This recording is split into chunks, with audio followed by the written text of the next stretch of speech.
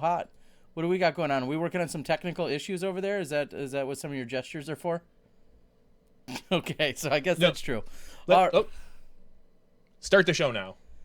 All right, welcome everyone to podcast number 71. I'm your host, Terry Miller, the Disc Golf Guy, joined here in studio by Johnny V.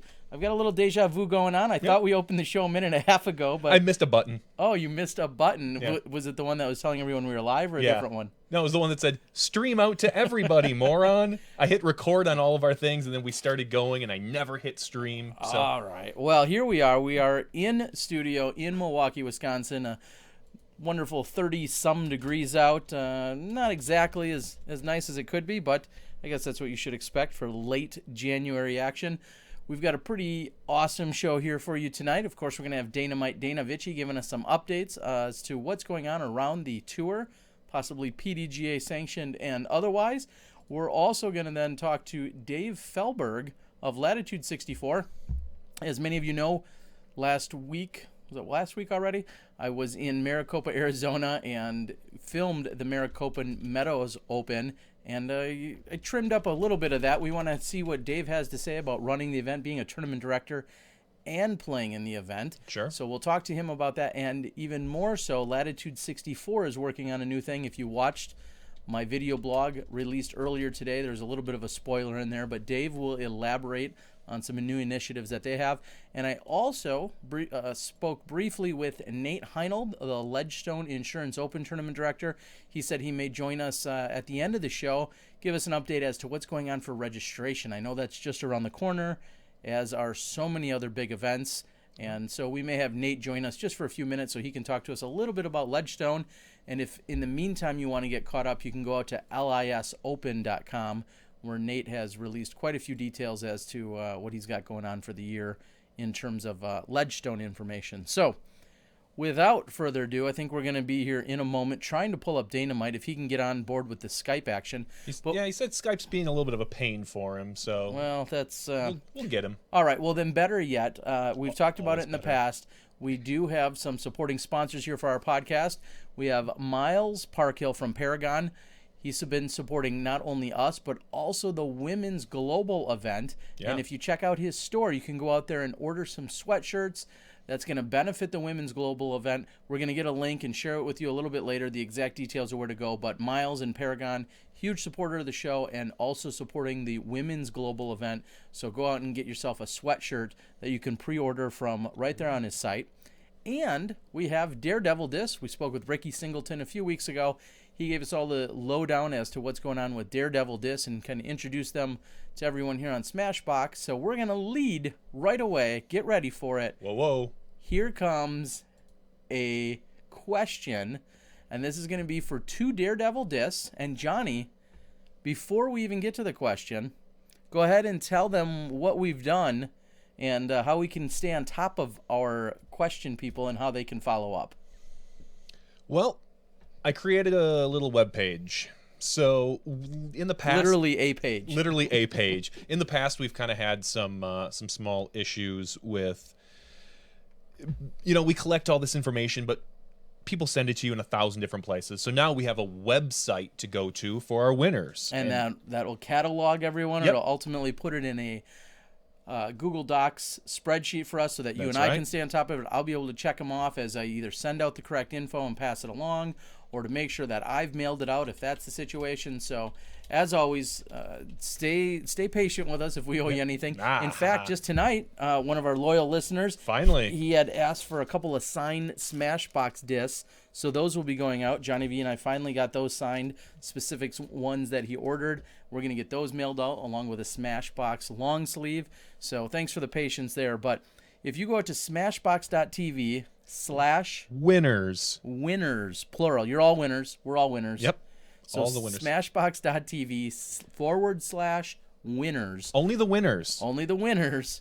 Go ahead and fill that out. That's going to be our backup repository. Is that a good word for it? Yes. Yes. That's where we're going to make sure that we have everyone's information anytime that you win something. So that will be out there. And since Daredevil is giving away the discs here, as they've been an awesome sponsor for the last few weeks, and they've signed on for a couple more weeks. They have. Here is your question, and we're going to take the first correct answer. Dana should love this one. It's right in his wheelhouse. The PDGA ratings were recently updated. Ooh. Somewhat recently. I don't know when, but I know recently because people were talking about it. What is Daredevil's newest sponsored player's new rating? Oh. Nico LaCastro. What is Nico LaCastro's rating, ladies and gentlemen? First person to answer the question correctly will, in fact, win 2 Daredevil discs. What's the answer? Oh, you'll see. I don't know it. I hope. I looked it up. Okay, good. Oh, yeah. Oh, so close right off the bat.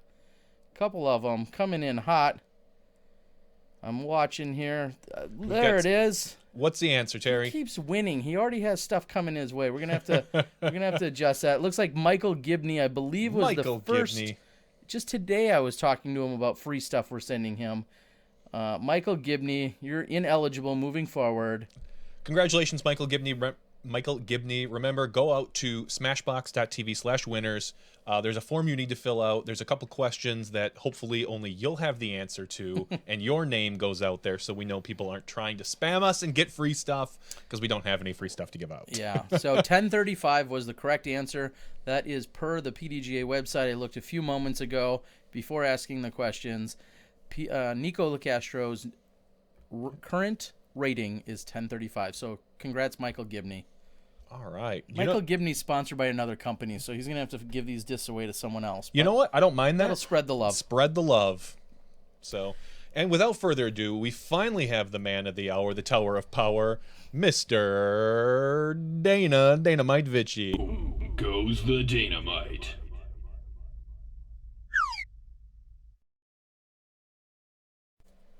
Dana, how's it going? My dudes, what's going on? What up? How we doing tonight, Dynamite? I'm doing all right, except for that little scare there. I couldn't get logged on to Skype. Passwords resetting, and I don't know. I had this great segment plan, and I thought it was just going to go to waste. But here we are. It didn't happen. I'm glad to have you, Dana. I really am. We missed you last week. You're here with us this week. Unfortunately, we also have Terry. Wait a minute. He was there that last week. Last week? Yeah. Or was it 2 weeks ago? No, it was 2 weeks ago you missed. You know what? Wow, so quickly he forgets your input, Dana. You know, Terry abandoned me last week, and I had to interview Chuck on my own. And since then, it felt like a whole separate podcast, so it was just 2 weeks. I'm lost. I hear you. I hear you. Chuck took it out of you. Oh, that guy can talk. He usually knows what he's talking about. And unlike us, we talk a lot and have no clue what we're talking about. Chuck has relevant, valid, and usually accurate information. Can't ask for much much more. Way overrated in my book. Can you follow that up, Dana? What do you got for us? Well, he made ratings up, so of course he's got all the answers on ratings. A lot of people say he makes them up every couple months. You know what? I don't want to go there. No one wants to hear any more about that stuff. But Chuck is the man, though. So I'm just going to go ahead and start out with a big hug to everybody out on the East Coast that got hammered with all that snow. Probably wasn't a lot of disc golf in the Virginia or D.C. areas. So big hug to you guys. Hopefully you all stayed warm and stayed safe. But while you guys were getting hammered, there was some disc golf going on in some other parts of the country. And down in Texas at the second annual Disc Shop Chili Bowl, it was a B tier. Dynamic Discs own Drew Gibson. No, Miles Seaborn. Miles Seaborn got himself a nice little payday there. He got disc golf rich, got first place, won $535. You got to imagine with DD bonuses, he had himself a pretty nice weekend. So good shooting to Miles. On the ladies' side, Jennifer Allen continued her stellar play that she showed.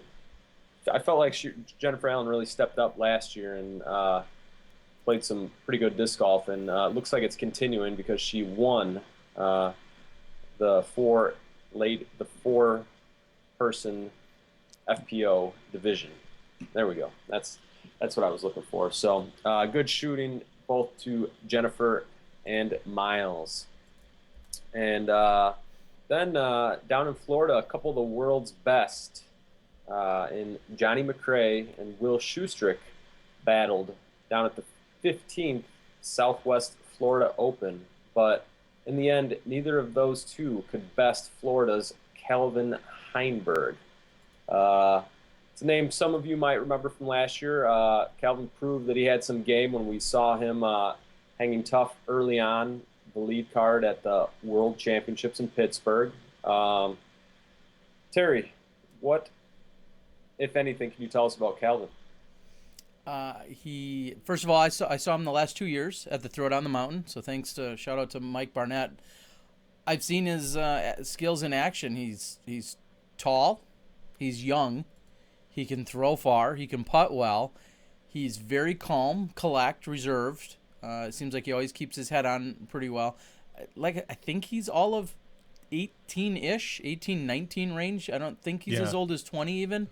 So definitely a younger player, and playing against some of the world's best. Again, I've seen him with built like a stick. Yeah, I've seen him with Climo and McRae and hanging with those types, and obviously this weekend, showing off some of his skills. He's an all around good kid, and I guess I am getting older when I can refer to him as a kid, but yeah, he's an all around good kid, good player, and like you said, he's literally young enough to be one of our kids. Yeah, I know.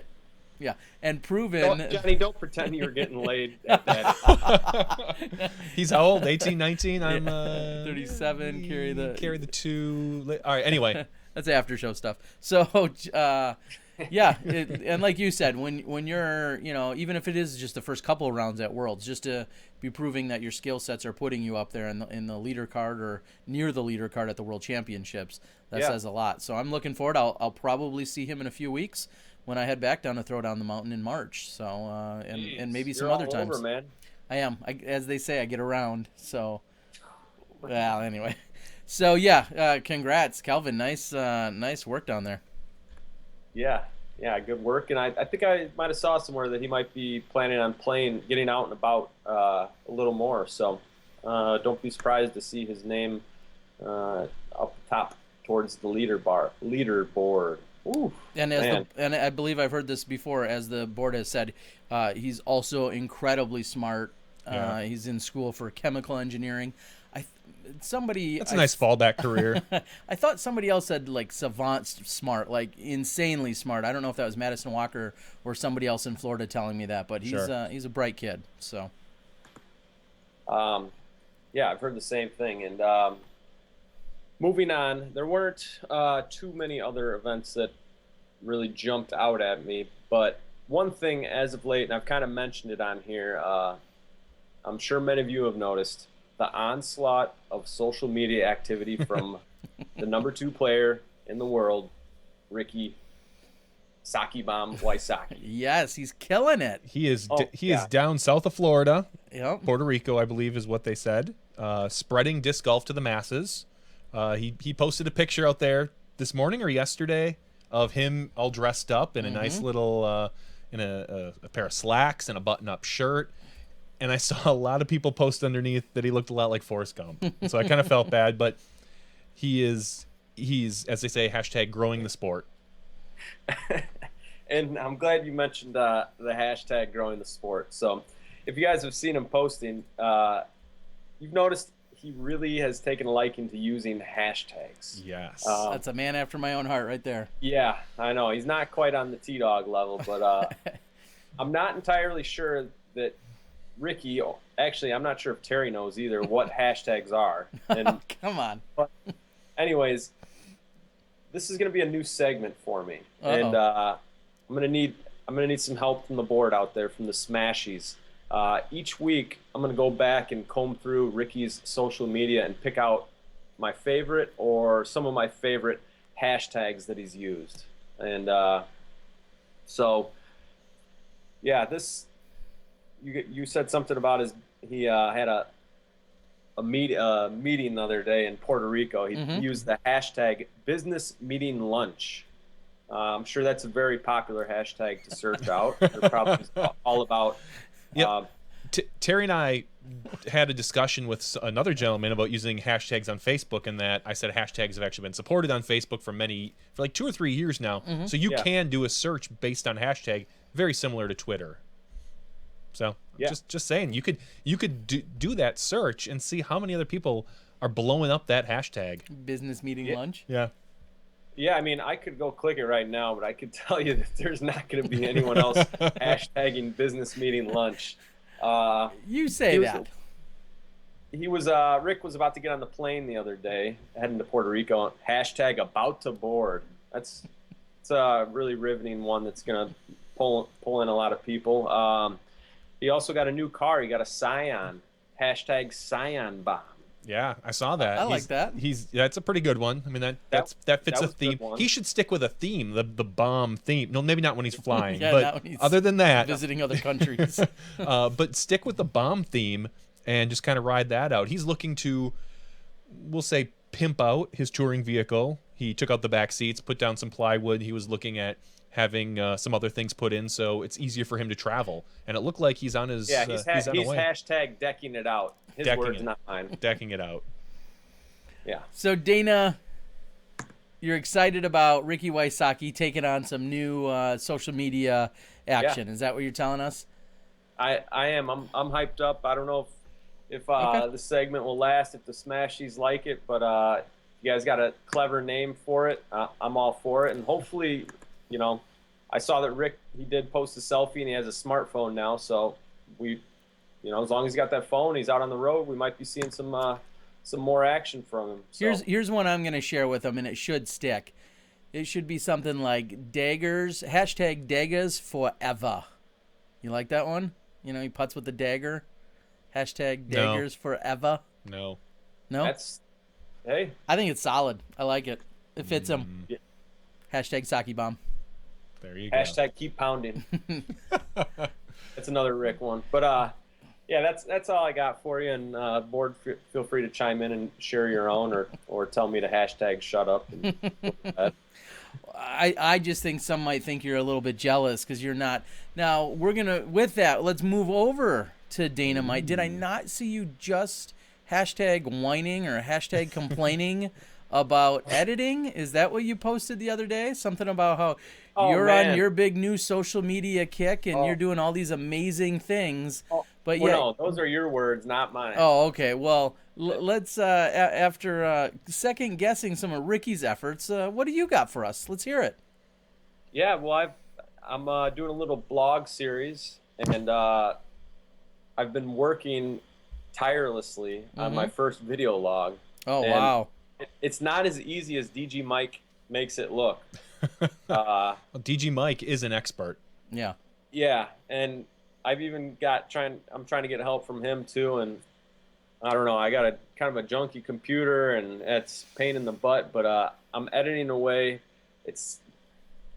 But anyways, what I'm doing is reinvent your game with Dana Vici, and it's just a blog series about how I'm working to become a better player, better person, and I am using a hashtag, the hashtag reinvent16.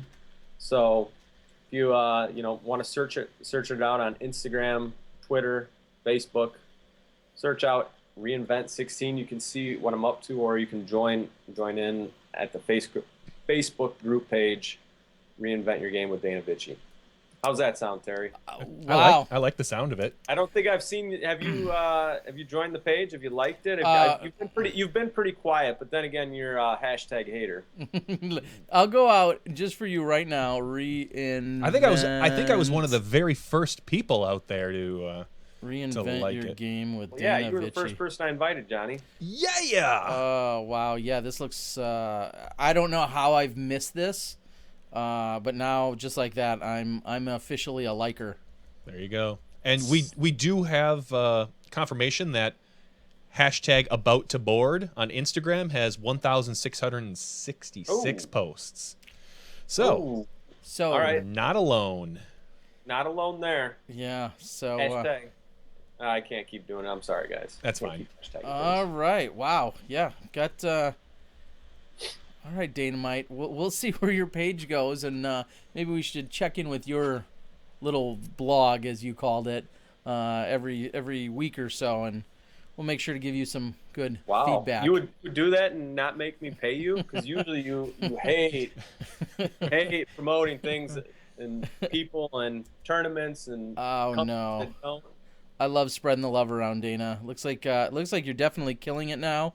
It even says on your website that we could message you now. I mean, this is golden. This is good stuff. We're ready to go.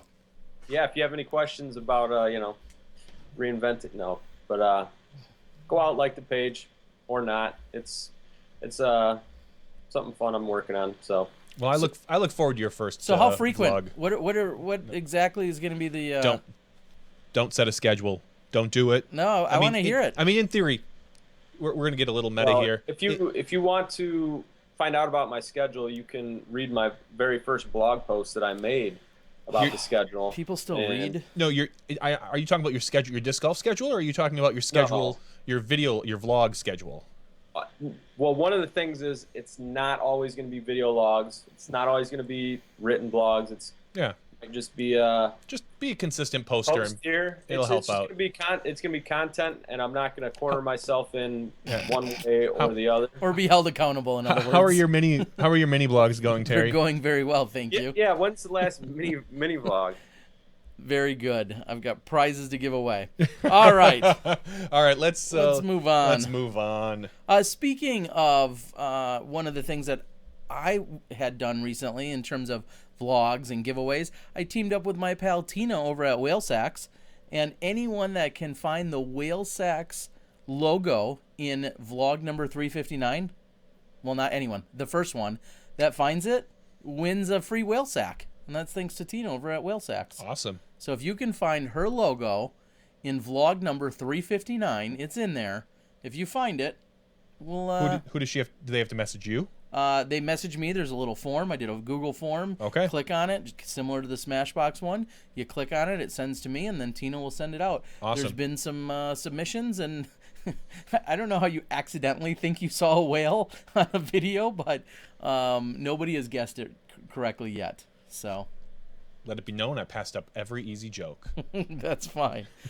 So anyways, I wanted everyone to know that that's going on as well with my vlogs. And cool. I think that's pretty cool, speaking of giveaways and whatnot. That's something she's willing to team up with me for, is to give away a whale sack. Very nice. All right. Anyway. That's a pretty unique idea. I like it. Oh, thank you. Don't steal it.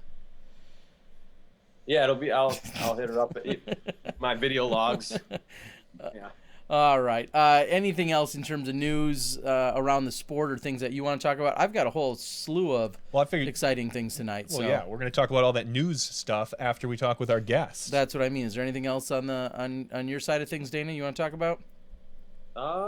Just want to throw it out there. If anyone's in the Chicago area and attending the Illinois Parks and Rec Conference this week, I will be there in the exhibit hall with Disc Golf Park.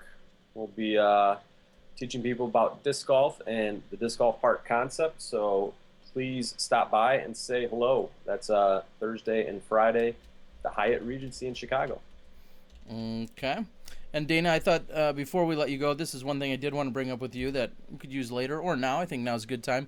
Did you see the announcement regarding most PDGA events played in a year? Did you see that posted on the PDGA? What'd you think of that?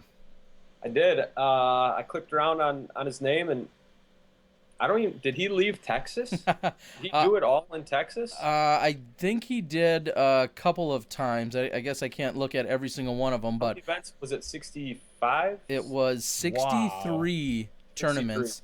63. And that is, we're talking of Raul Alvarez, PDGA number 44644. And lives, I like the palindrome. Yep, lives in Dallas, Texas, rated 925 as of the new update, and last year competed in 63 different PDGA tournaments, 55 in the professional divisions and 8 in the amateur divisions. And when I say professional, he played 15 or so in Open. He played probably 25 or 30-ish in Pro Masters. He played 5 or 6 in Advanced Men, and then he played 3 in Advanced Masters. So you got to assume some weekends he could play maybe advanced on Saturday and Pro Masters on Sunday or whatever. There was certainly some of that going on, but 63 PDGA tournaments in a year, and I believe that, in fact, broke the new record, right, Dana? Is that what the article said? Yep, new record. So I don't know if that means Schwebe's going to have to plan another run at it, or Nate Wegrin. He's another guy that plays a ton of events and might have had the record last. I don't know, but recently, yep, one of them. Yeah, so interesting to see. And Jeff Bennett has slowed down his torrid pace that he was on for a while. He still plays a ton of events, but I don't see him getting back up into 60s. That's that's incredible. And this guy must have a passion. I'm jealous. A passion and some deep pocketbooks, because as it was noted in the year, it looked like he won $2,443 on the professional side of things. So, to go to 63 events, you divide that out, that's not a lot of money. So, and that's clearly not what it's all about. But the fact that, it takes a little extra money just to be able to travel around and get to all those places, even with gas down to $1.56 right now in Milwaukee, but that's another story. So anyway, I thought you'd like that, Raul. Congratulations, man. It's awesome to see anyone that actually can get out and play that much. I know the three of us combined won't be playing that many events, all being fathers these days. So 63 events, pretty astonishing. So, well, I know you guys got a big guest coming up, so I'm going to let you go with one last thing. I just want to give everybody a reminder that the St. Jude event is on again for this year, and to keep an eye out on the Facebook page or stjudediscgolf.com for information coming soon. Sounds like right around the first week of February is when registration and fundraising will be starting.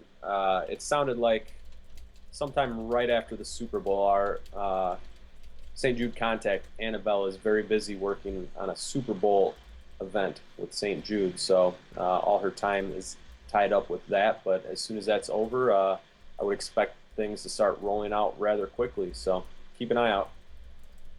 All right. Well, thank you, Dana. We appreciate all the updates, and here in just a few seconds, we're going to be joined by our 2008 Disc Golf World Champion in David Feldberg.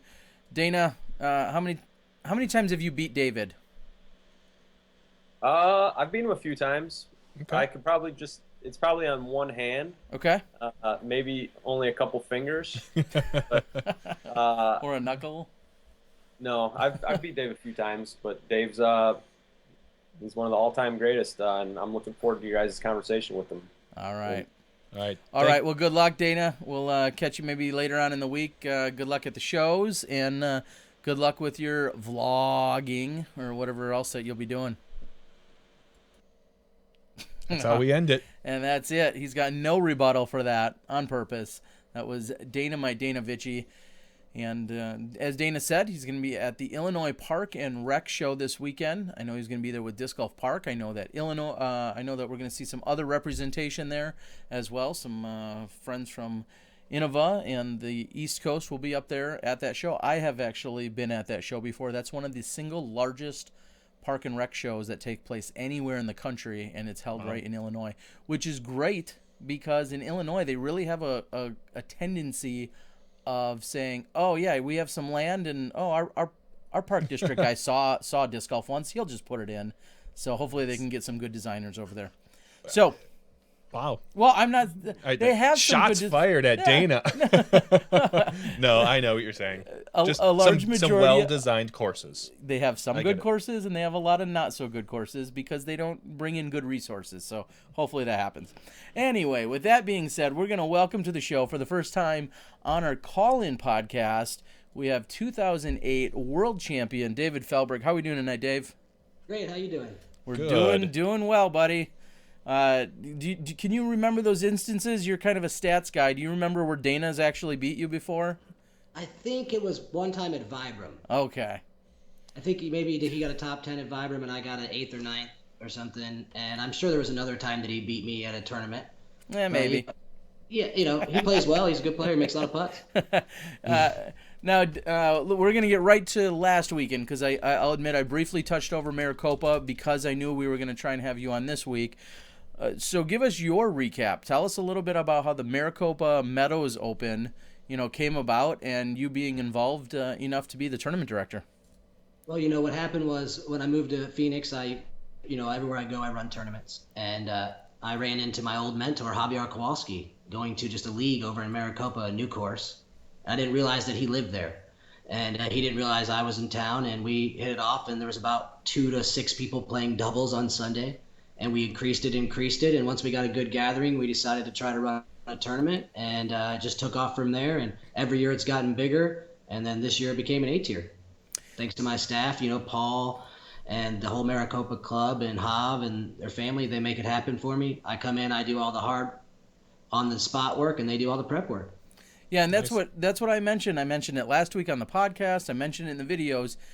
It's truly a collaborative effort, which is awesome to see. We had Paul Brenner who picked me up and, was trying to get scorecards printed, but yet we know Hav had worked on course stuff, and, Renee and all these other people have all had their parts, their pieces to add into the event. Amy Jo and the rest of her crew that was cooking food all day Saturday, cooking food all day Sunday. My girl Cynthia, she makes the handmade trophies. Yeah, making the everybody's trophies. Chipping in some way. Yeah, that's what I think was really awesome to see. Is just so many different people, all hands on deck, so many people helping out. And then, as you said, Latitude 64 stepping up in a big way to support the event. So it was an A tier for the amateurs, it was a B tier for the professionals, and 135 people. Is it partly the time of year or the location, or what was the combination? A lot of people playing disc golf in the Phoenix area. I mean, I had to turn a lot of people away. Every year I increase the amount of people we can take, and there's a waiting list. I know you can see that there's pockets around the country right now where it's the same from the Northwest to the upper Midwest. And it's just, that's how it is. And hopefully, it keeps growing. I know that we have to figure out what to do with these players who are, once they've gone through the amateur ranks, but they're maybe not going to be a super professional and they've got a job and a family, what to do with them.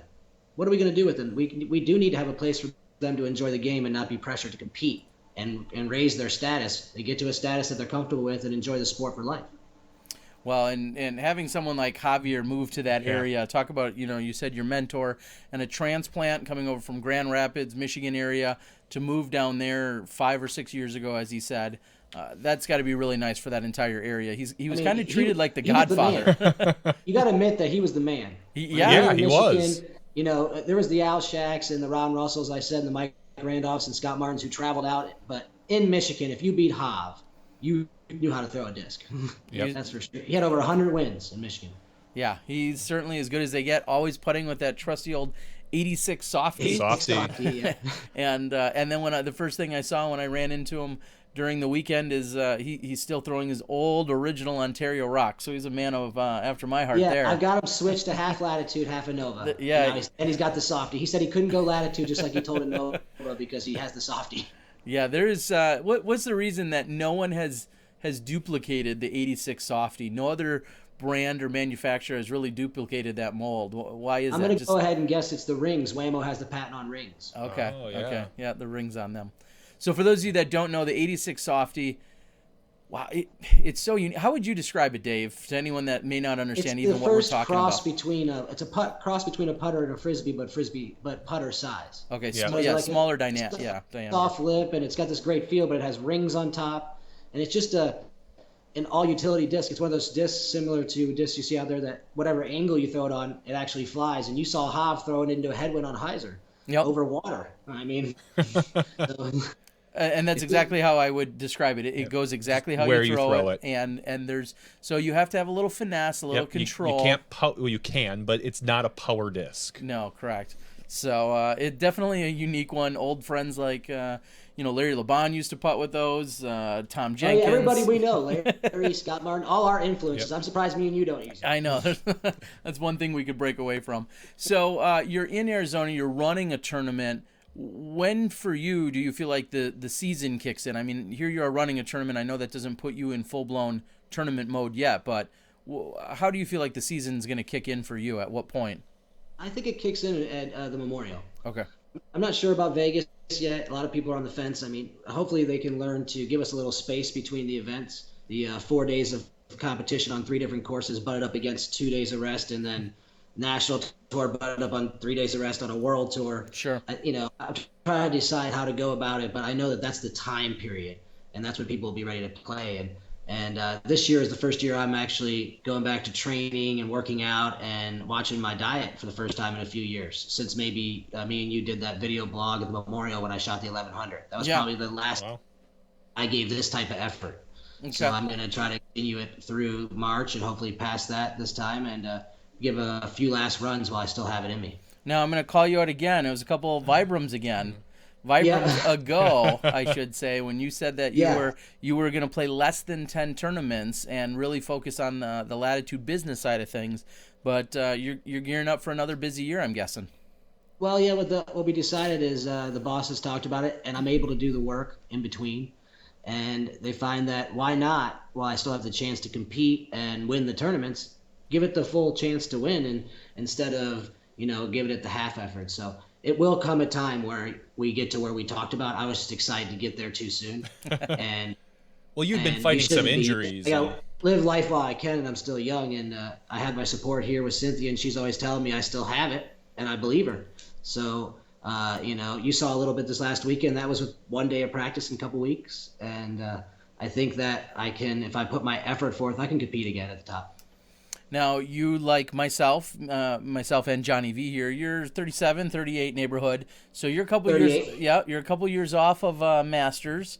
Do you feel like maybe that will be a turning point for you, where maybe you won't concern yourself as much with playing and you may focus on other things, or you just keep grinding until you're... Or are you going to go harder at Masters, thinking maybe you can pull in another world champion? Think so. Masters does seem more like the relaxing time. I do have this kind of goal. I don't know how many people went the full 20 years from age, old enough basically from junior age to master's age as a pro that played every year for a living.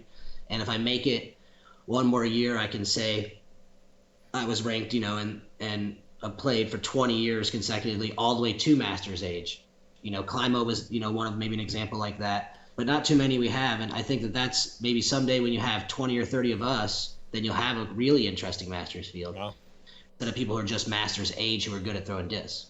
People who, are a master because they've been around for 27 years, playing every week, every year.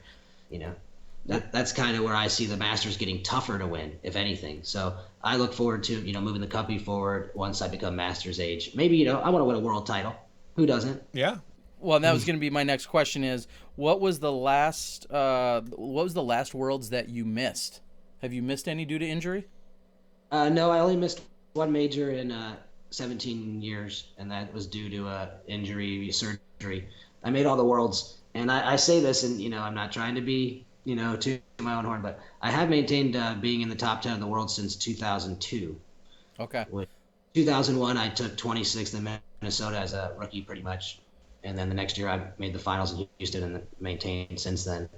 And that's another what I'm trying to do is get the longest streak ever. I think Climo's streak is 16 years or 15 years, and right now I'm at like 13 years. So Okay. Kind of have something to chase the champ. We're good buddies, and he's got every record in the book. So I mean, if we can, I was just randomly looking through some photos the other day. It's going to take Johnny V a minute to pull it up out of his messages that I send him. Oh no, Facebook. I'm scared of this cold. No, this is actually a pretty solid photo.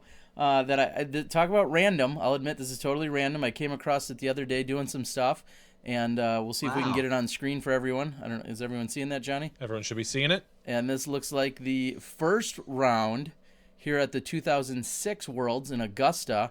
You and I were on the card together. So pretty funny photo to Dave dig up. Pretty exciting stuff. Dave looks bigger. You look skinnier. Yeah, let's not talk about that. I was thicker back then. Me and Terry switched it up. A little bit.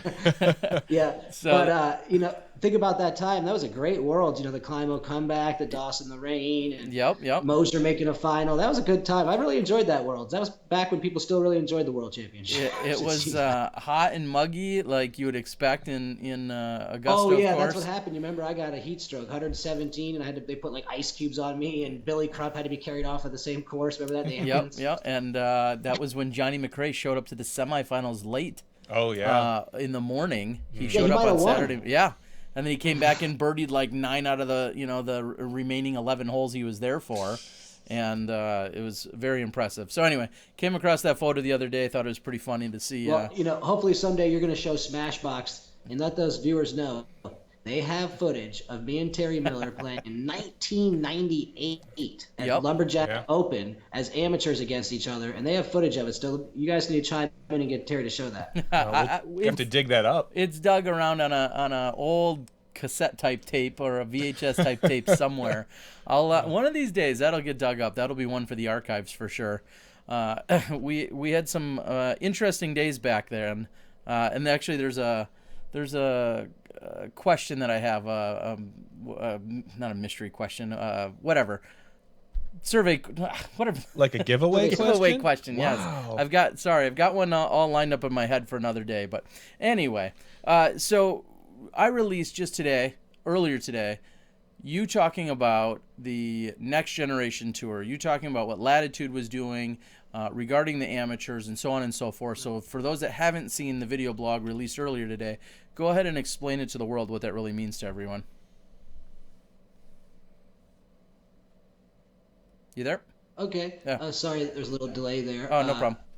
Yeah, the Next Generation Tour is Yep. something that I've been working on with Latitude 64, and basically it's an idea amateur tour run by professionals. And so I have Johnny McRae running 4 events. I'm running looks to be 7 events right now, and we're hoping we're in negotiations with the Bowling Green Amateur Championships to be one of our featured events. And I have a schedule that's going around the country, and basically it's going to go. It started in Arizona. It's going to go to Texas, California, Kentucky, SoCal, NorCal, New York, Oregon, Michigan, Virginia, Florida, Georgia, and a final in Colorado. Wow. So that gives people very good geographic locations, and basically we're trying to find people that want to qualify for a series, and you need 4 events to qualify, and then you play in the final in Colorado. And what happens is we're giving out this new style of tour where it's consistent, it's the same, players can rely on it like a professional event, and then the prizes won't be that same stack of plastic. They'll be nice players packages, but what we're going to give out is event entry fees to national tours. We're going to give out a free trip to Europe to the overall series champion. Cool. I'm going to provide the top 5 finishers in the series opportunities at sponsorship, whether it's with our company or with other companies in the sport. The idea is to treat it more like ball golf and tennis in the sports that we are like. And if you win in those, they don't just keep handing you tennis rackets. What they do is they enter you into the Tennis Pro Association. They enter you to the local tournament. They get you a lesson. They do things to keep you moving forward in the sport.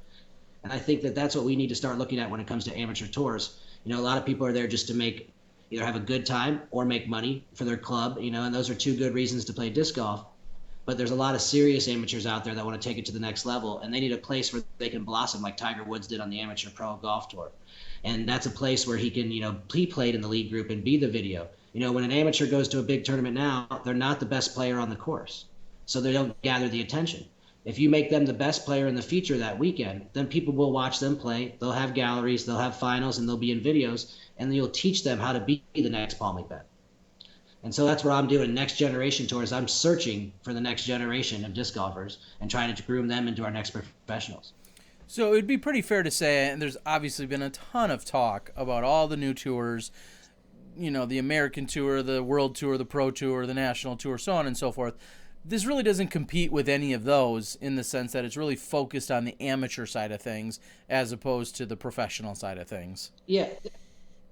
This has nothing to do with pros. Pros have everything going right now, and AMs don't. AMs are the majority of the sport, and I want to do something for AMs. Before, I've tried to run tours in the past that we traveled, and it was hard to keep up on them with a tour, but I want to lay down a foundation, and by the end of it, I want to have all the major amateur events as part of the series that qualifies. And so, that's why I started with Bowling Green. That's the biggest one, in my opinion. And I'm going to work with the other large events to create them to be part of the series over the next couple years, and we're going to grow this kind of almost semi-pro would be the goal eventually, to create a place for people who want to become professionals or take the game to the next level. Now, one may say that you don't find as many amateurs that are willing to travel to all of these big events that are scattered throughout the country. Do you feel like some of the Next Generation Tour might might attract them to do just that? Because right now, Well, you don't necessarily I'm see as hoping much of so. that. Yeah, I'm hoping so. That's why I only made 4 out of 12. And if you look at it, there's enough in each area that if you travel maybe just in your region, you could qualify. If you're in Okay. California, you could hit the 2 in California, the 1 in Arizona, and the 1 in Oregon.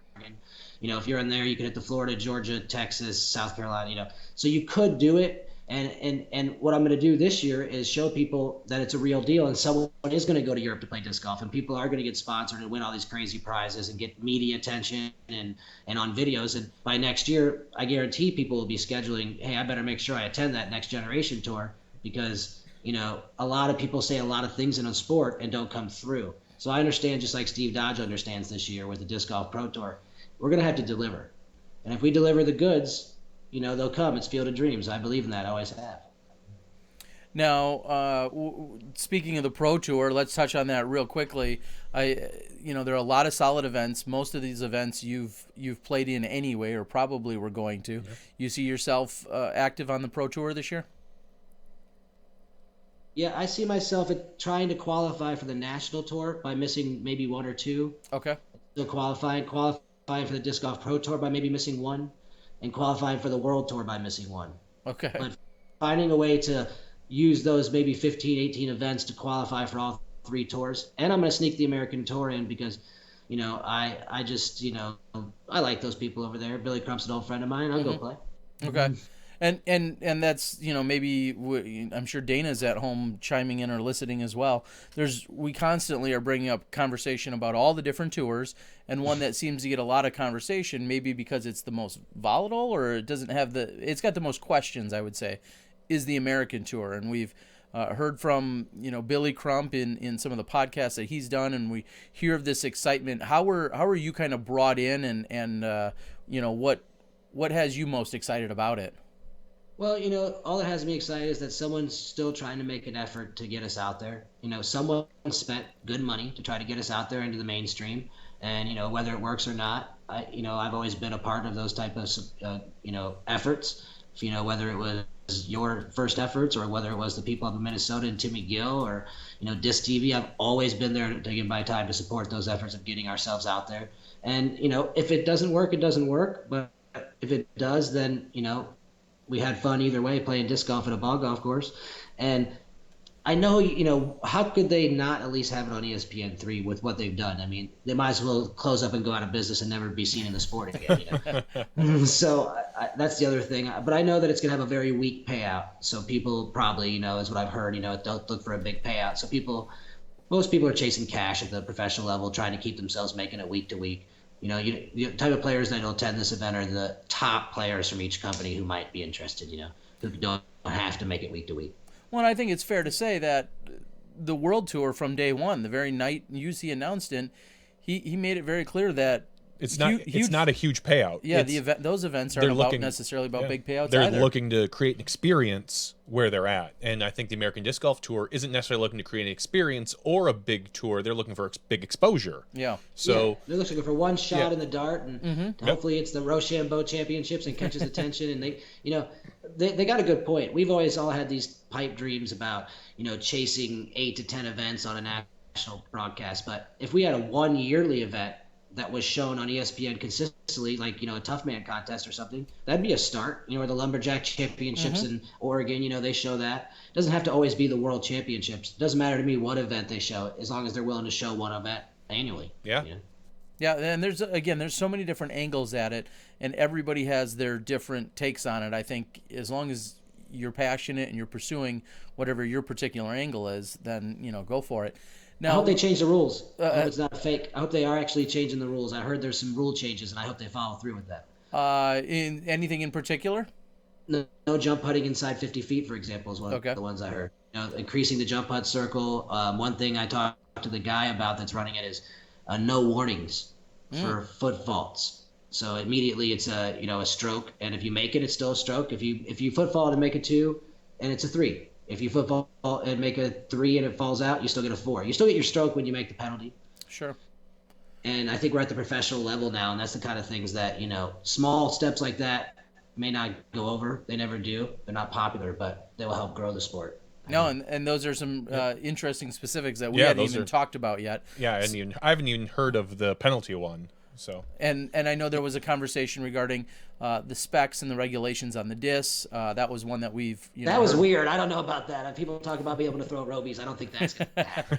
But So there you go. So we'll have to see how things shake out. Now, obviously, your Latitude teammate in Saki Bomb, who we talked about at the top of the hour, out there crushing it on social media, but he lives less than an hour away. He's been out there. He's been talking to them as well and providing input and encouraging people to come.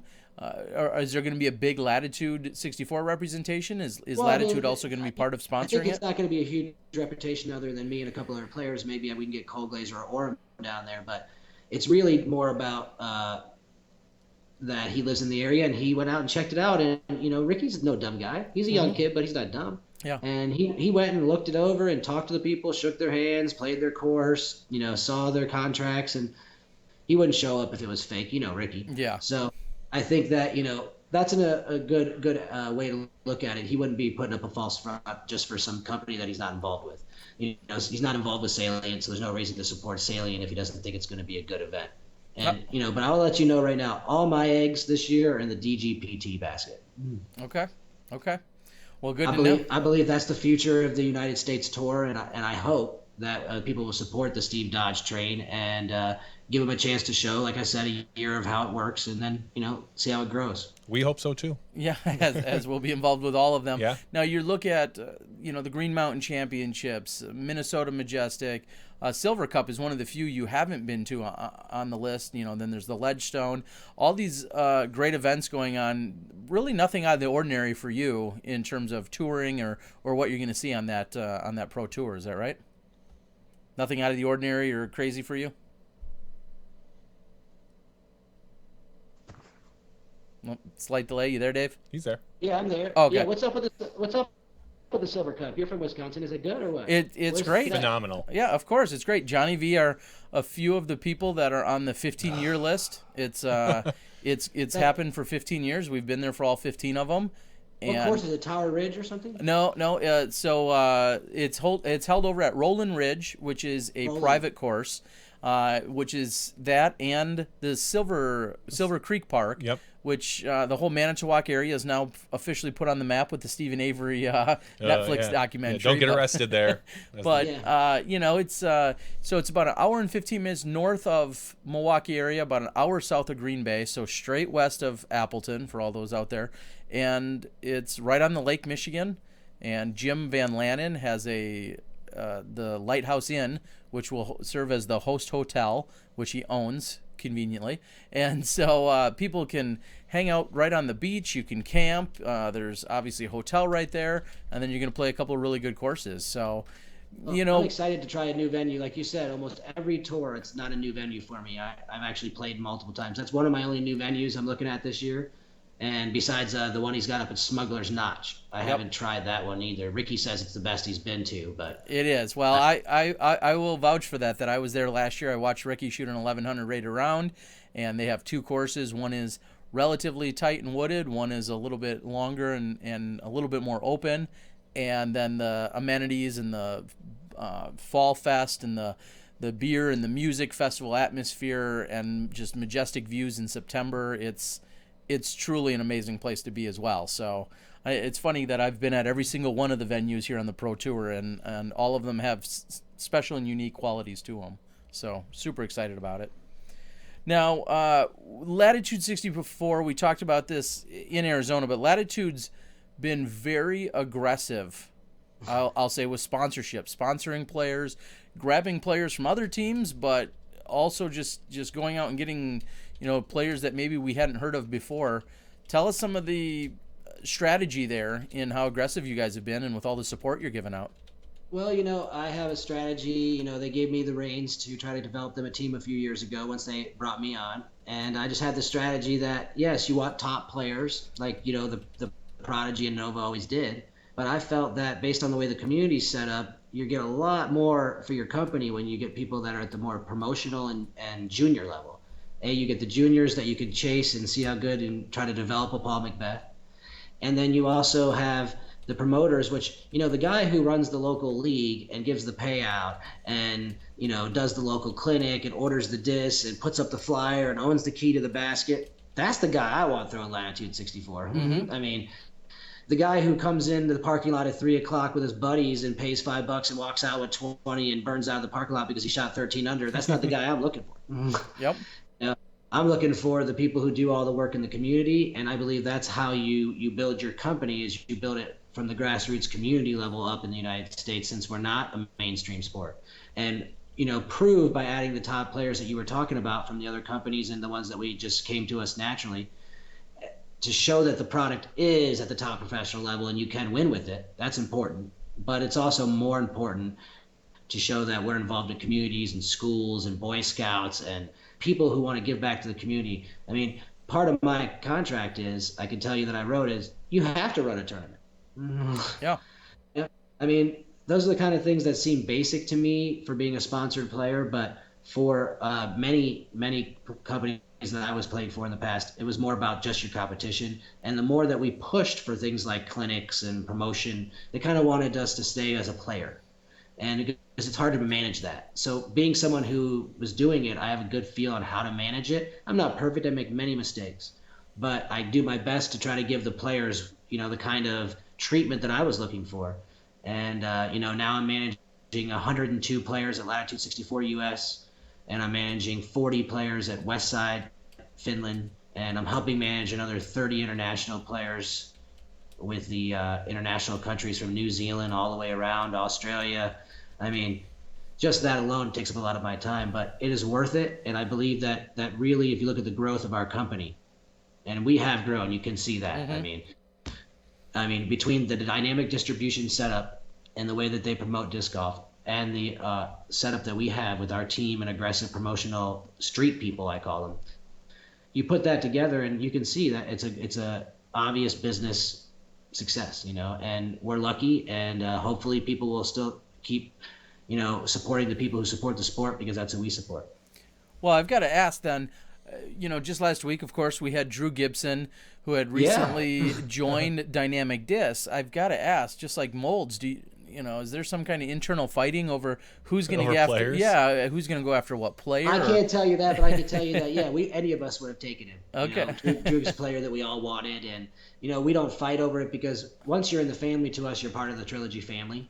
Yep. I know we're each individual companies that, Westside, Dynamic, and Latitude, but we are kind of together. We can use the same product. So to me, Drew's a teammate, and he already called me and said, "Hey, send me a couple discs," because he's looking for a bard, and so I consider us all teammates, and we're shooting for achieving the same goal. And that's the other power that, we can't say we invented it. People like to think Trilogy was a new concept, but if you think about it, it was Millennium and Nova Discmania. Sure. Yep. And it's almost identical. Yeah, they just never really branded themselves like that. Right. They just didn't brand themselves like Dynamic and Westside have done. But so, that concept, it really does help. And I think being overseas versus America, instead of just all in America and then one little thing overseas, is causing it to grow more because of the growth in Europe.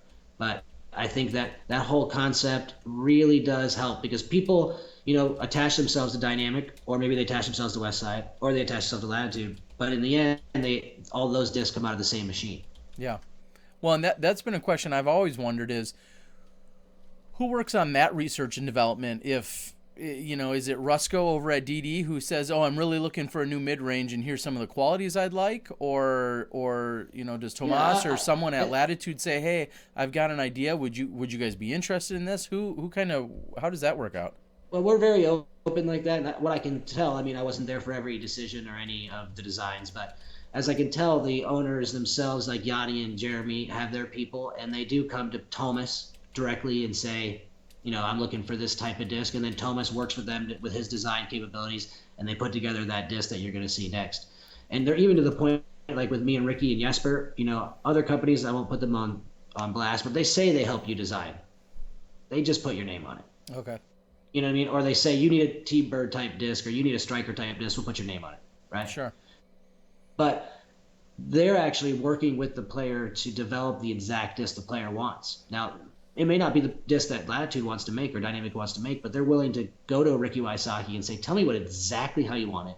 exactly how big you want it in your hand, how far you want it to go, and we'll make it for you. We'll make a good attempt at it. And that's what they've done for me, and they're doing that for Ricky now, and they're going to do that for players in the future. And I think that's a key, because a lot of the times getting behind products that have our names on them is important, not just because our name's on them. Yeah. And I think that we were at a point where we weren't big enough, so people just put our names on stuff and we sold things for companies.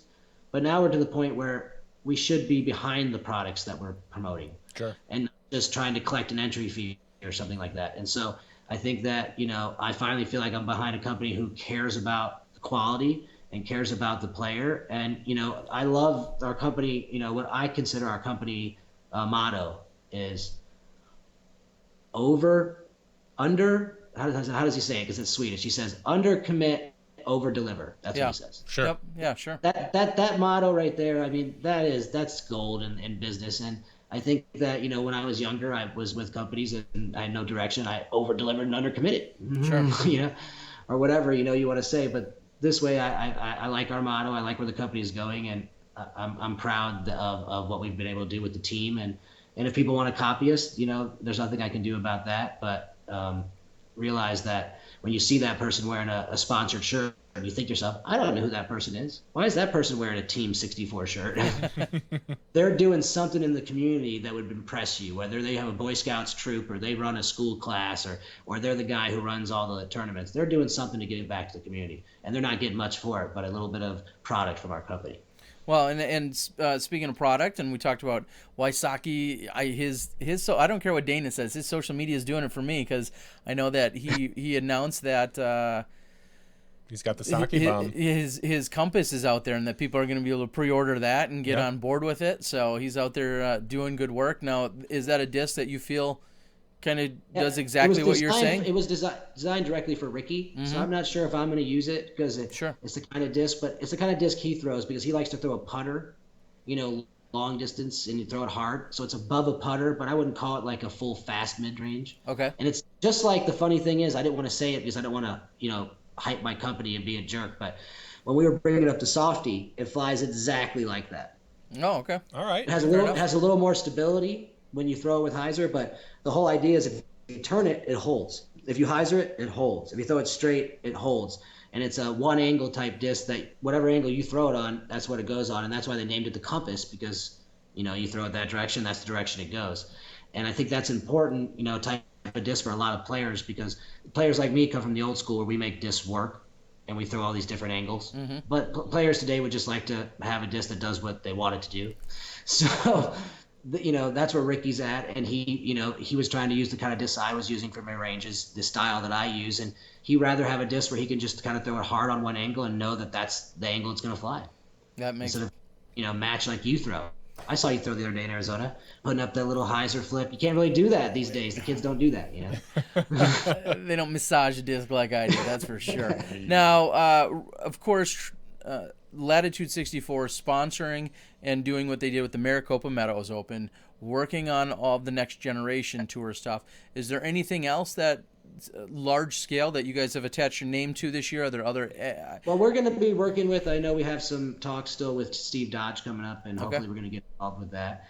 And we are sponsoring 25 events in the U.S. through Dynamic Discs. Okay. It'll be Latitude titled. We have Matt Oram running a good 4 events in the South sanctioned. We have Childs running 4 events. We have Dollar running 4 events. We have Owens running 6 events. We have McRae running 4 events. So basically what we're doing is getting behind all of our players running a good, 50 to 100 tournaments in the U.S. this year, presented by Latitude 64. Awesome. So that's one thing that we're getting behind. And then the other thing that we're getting behind is we're just putting out a whole bunch of new products. Look for all kinds of cool stuff. I mean, our shoes, they'll be out, the new order of those. We have new bags coming out. We have all kinds of products. And as you can tell, we didn't come out with them so quickly like some of the other companies, because quality does matter to them. Mm-hmm. If we make a pair of shoes and people don't like it, we don't want to keep making it. We want to find out how to make it better. And so this time we have a second run. I think, we put together a great shoe, and we're going to be very innovative when it comes to keeping up with molds, new discs, products on the market. And we're going to stay aggressive, I believe, because, that's been our MO. And it works great. And speaking of aggressive, I know I just asked about the tournament. I'm sorry, the sponsored players that you have. Talk a little bit about, and I don't want to say you guys are part of the problem. You guys are involved in that game. Talk about the switching of sponsorships. I mean, 1 week, who would have guessed that a Drew Gibson or a Patrick Brown or a Matt Dollar, all people that you've really associated, for instance, with Innova in that case, and Matt Oram and Cole Glazer, all these different types of people who we've seen really latched onto one company, and now we're Double G is another one. Talk about how the I don't know, the acquiring or the aggressiveness of that, or can you talk to some of that? Yeah. Can you hear me? Yeah, we can hear you. We're gonna cut Okay. our video to you, but you can. Yeah, we can see you Yeah. still. So go ahead. All right. So yeah, I would say that it's just basically nothing against any of the companies. Those companies treat their players well, but like I said, the opportunity that I'm providing of giving you an opportunity to be a part of your community and run tournaments and be the guy who does, win the tournament and be the good representation in the community. That is an important factor. And I feel like, not that the other companies that I played for didn't want to do that, they just didn't lean towards letting us be dealers of the disc. They didn't lean towards us being TDs. They wanted to keep like retail and players separate, and they had their good reasons. But I believe that the players that you see coming to us understand the concept that it's okay for the player to be involved with these kind of things, because they should know more about those type of things than people who weren't in those positions. Those are the people, Patrick Brown, who's been playing in all those tournaments and running all those tournaments and being involved. Who else do you want to be involved with your community's disc golf running the tournament? Somebody who has a lot of energy and is new. Those people are great, and I love them, but they don't have the experience. And we need to use those people in our community. Matt Dollar, how long has he been doing this in the Georgia area? He knows what to do. He knows what the player wants. He knows how to treat a player. And so I think the reason you're seeing the switches are mostly for that type of concept. Now, when you think about the Drew Gibsons or the younger players that are switching, they're just switching because, when you're a young player, you want to be given more than you have earned yet, because it's exciting and your talent's there. I mean, Drew's one of the most talented players I've ever seen. So what happens is players with that kind of talent, always feel like they're ready to burst like he is. And so if a company like maybe that he played for isn't giving him the proper hype and what he's looking for, then those type of players usually try to move on. And that's where you see like the Cam Colglazer for us example too, besides Drew Gibson. He wasn't getting that. Prodigy wasn't making him feel like he was special, and that's all it is when you're a young player like those guys, and you obviously can play with the best, you want to have that feeling that you can feel special and be a part of something than just being watching. And it's tough when you have a player like Paul Macbeth on your team. Nobody's in the team can compare to him. They go to the boss. Can I get what? No, you can't have what Paul had, because you're not accomplishing what Paul accomplished, and it makes it very difficult to shine on a team where the best player is. Ken Climo did that to the Innova team for a while, and that will continue to happen. So I think that you'll see a lot of players who over the next 10 years who sit below a top star on a team that are really wanting to break out, make switches just for a chance to shine. That's what I would guess. Well, and pardon the pun, but players are dynamically changing every week. It seems like. Yeah. I mean, and it gives us a story here on Smashbox every week, but it's just really interesting to see, because you think of a lot of your long-term players. You think of a Nate Doss or an Avery Jenkins, who maybe has been with their respective companies forever, but then that's not necessarily the landscape. That's not the scope of where we're at with disc golf. And I continue to say it, right, wrong, or indifferent, I believe when Prodigy came along 3 years ago, they really helped shake up the industry. Yep. And obviously we saw a lot of players go to them, and we've seen players come and go from them. But that whole concept of the way they acquired their players and then what they were doing for them, that definitely shook up the entire industry. And I think it really favored all of our players. Is that a fair assessment, Dave, that in the long run, whether you're with them or otherwise? I got to be careful when you talk about this topic. But yes, I will say that it was a shake-up, and I will say that the people involved really, that was the goal. Okay. Well, that was the goal of the people involved at the original time, and it wasn't to shake people up or to say, it was just to break up in a monopoly so that we could have a sport where players could compete against each other for player benefits and in the tournaments for media. I mean, if everybody plays for the same team, it doesn't work. I mean, look at the other Sure. sports. They have many different sponsors and many different teams and camps for fighting and skating and all that stuff. And we kind of didn't have that. We all wanted to be together. And so the people involved at the time, I wanted to kind of see growth and by doing this. And sure, it didn't really hurt Innova. People are like, oh, they hurt Innova. No, their sales are just as good. Maybe their percentage of sales isn't the same. They're losing some of the market, but the overall growth of the market grew to where their sales are not any smaller. Sure. Yeah. So I think that it was a good thing for the player, and it gives the player an opportunity. But we have to be careful of as companies that now that this has happened, we can't have these players playing us back and forth. Correct. Sure. And the Swedish company, we're really good about that. They're very strict about those kind of things, and I think that could be something we see in the future with players jumping around even more. But I think we're starting to settle in now. Like you said, that shakeup took place, and now everybody's trying to decide, where do I want to go? Who do I want to align myself with? And now the chips are falling, I think.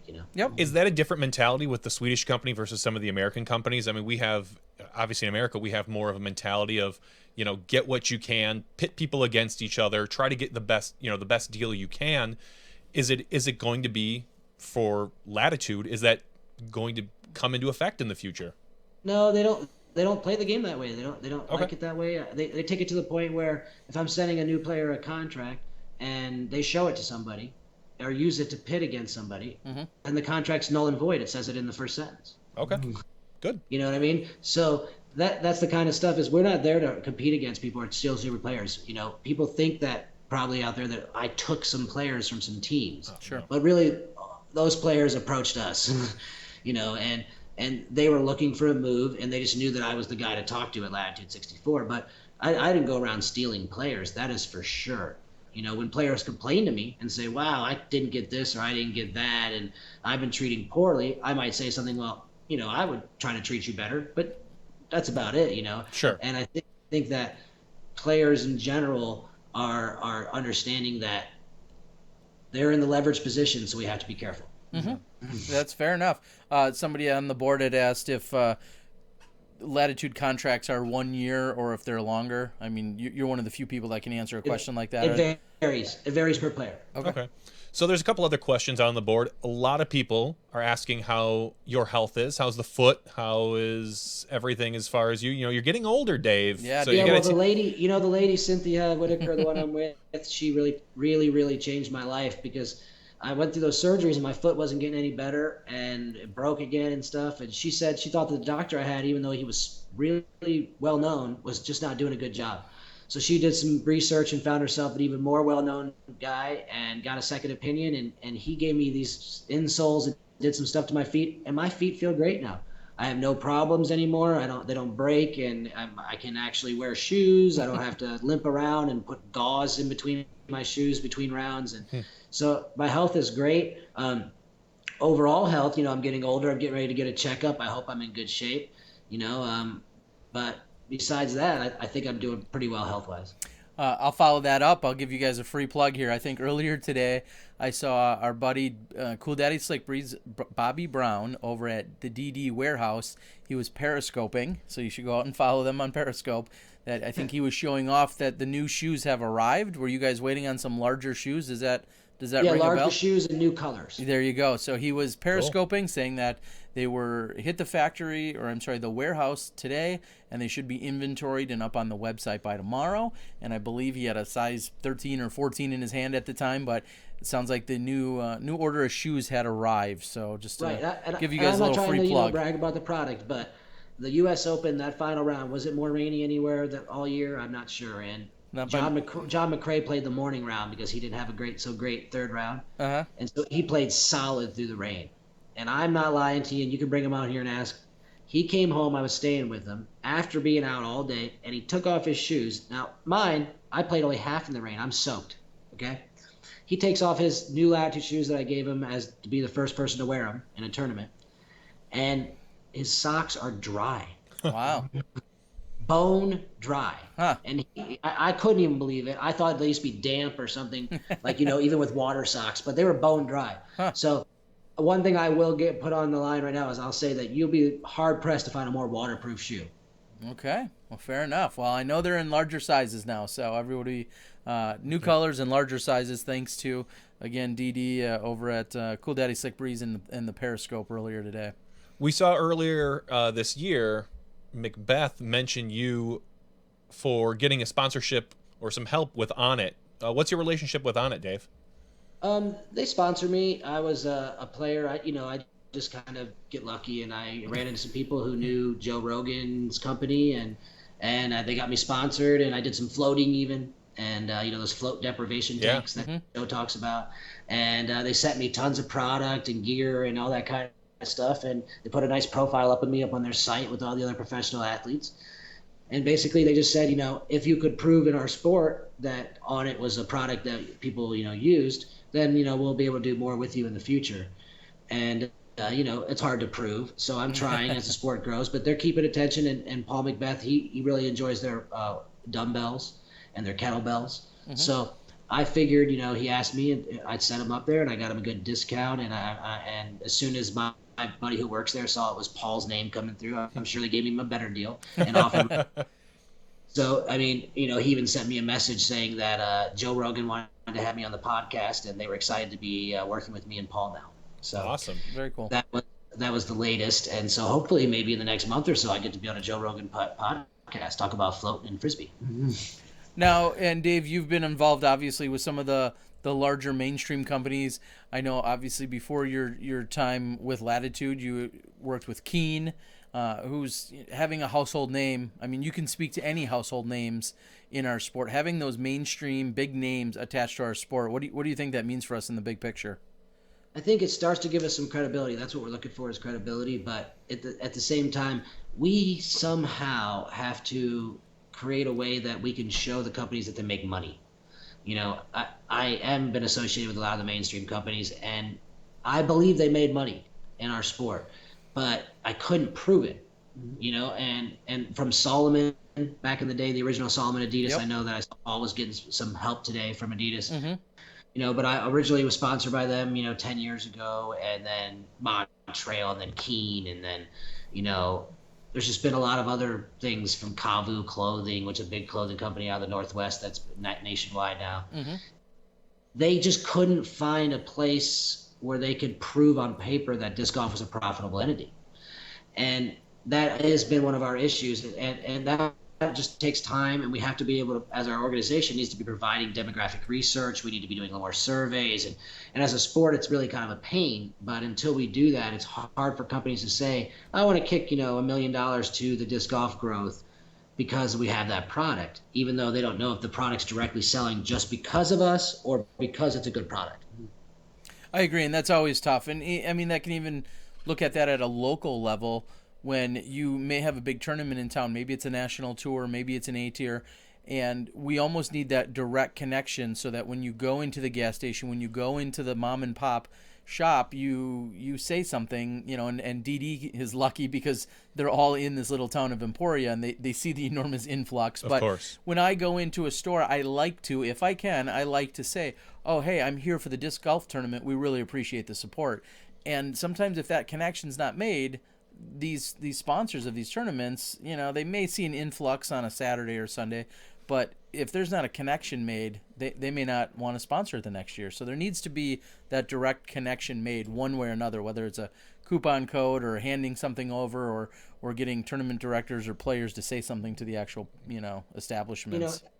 And now that we have companies like DD that are becoming successful and, other distribution companies in the U.S., if they would, eventually if their data becomes public, then other companies can see their data and say, okay, I see the profit here. Sure. But right now you can't find anything out unless you're in the in.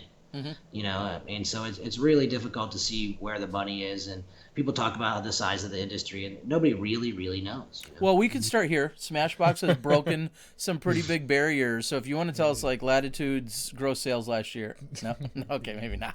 Yeah, no, we sold about. Oh, it's not a delay. Okay. No, you locked up. Dave locked up there. Dave locked up. Okay. 100 million. Yep. We'll go with 100 million. Yeah. So, Dave, this year, you've talked a little bit about the tours. Anything out of the ordinary that you're going to be hitting up? Anything that you're concerned about, or events that maybe really jump out at you as, okay, it's not on one of those tours, but it's someplace I always go or something I never miss. Anything like that in the works for you this year? Yeah, I'm trying to figure it out. I'm looking, St. Jude.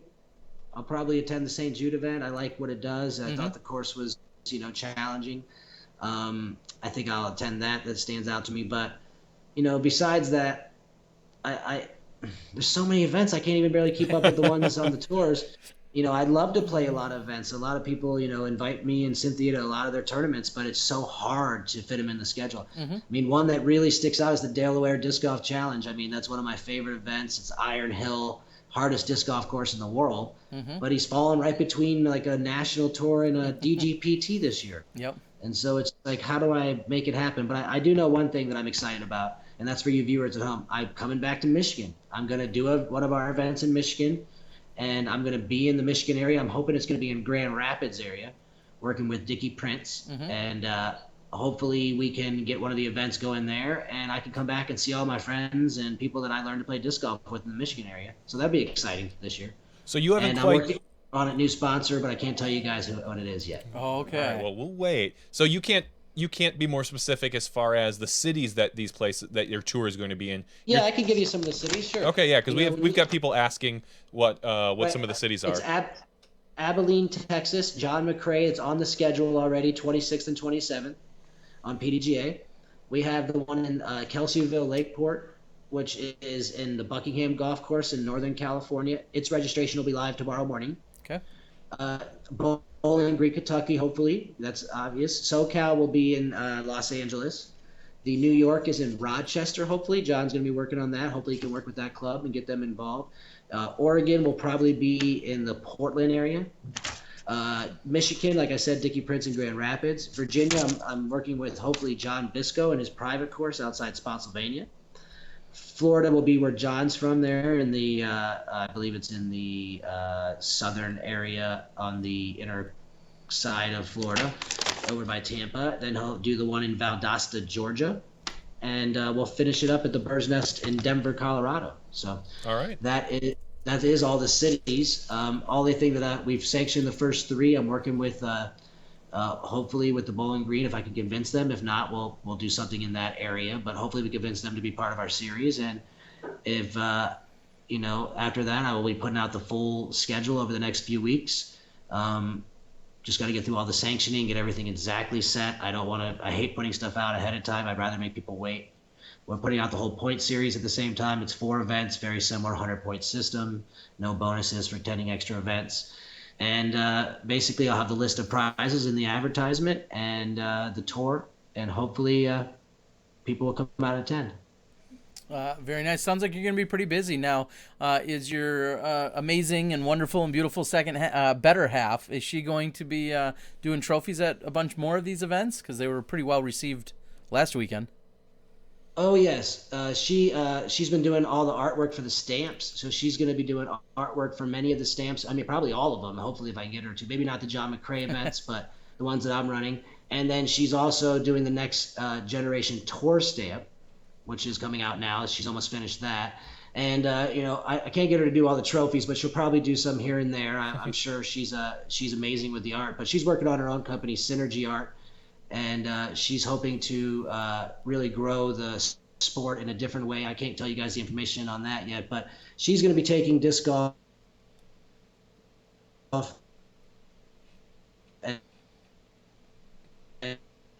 Oh, we really did lock up that time. Oh, simmer down now. Hold on, Dave.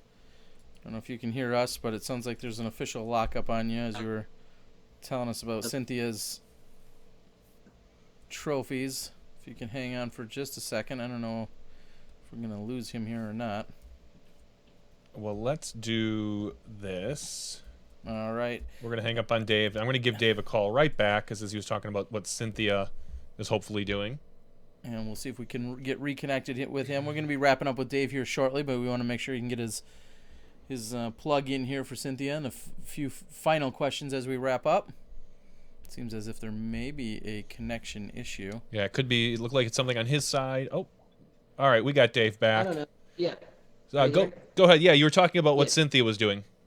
Yeah, so she's working on all the stamps for the tournament, and she's also working on the next generation tour stamp, and then she's also, like I said, she's working on, she has all those beautiful art pieces, and you guys have seen them. She's working on them all year, and she's going to find a way to use those in a different way. So when you get to the memorial, come see us at our stand, and she's going to have something to show people. It's a new way to promote the sport and take it to the next level by using her artwork and our great sport.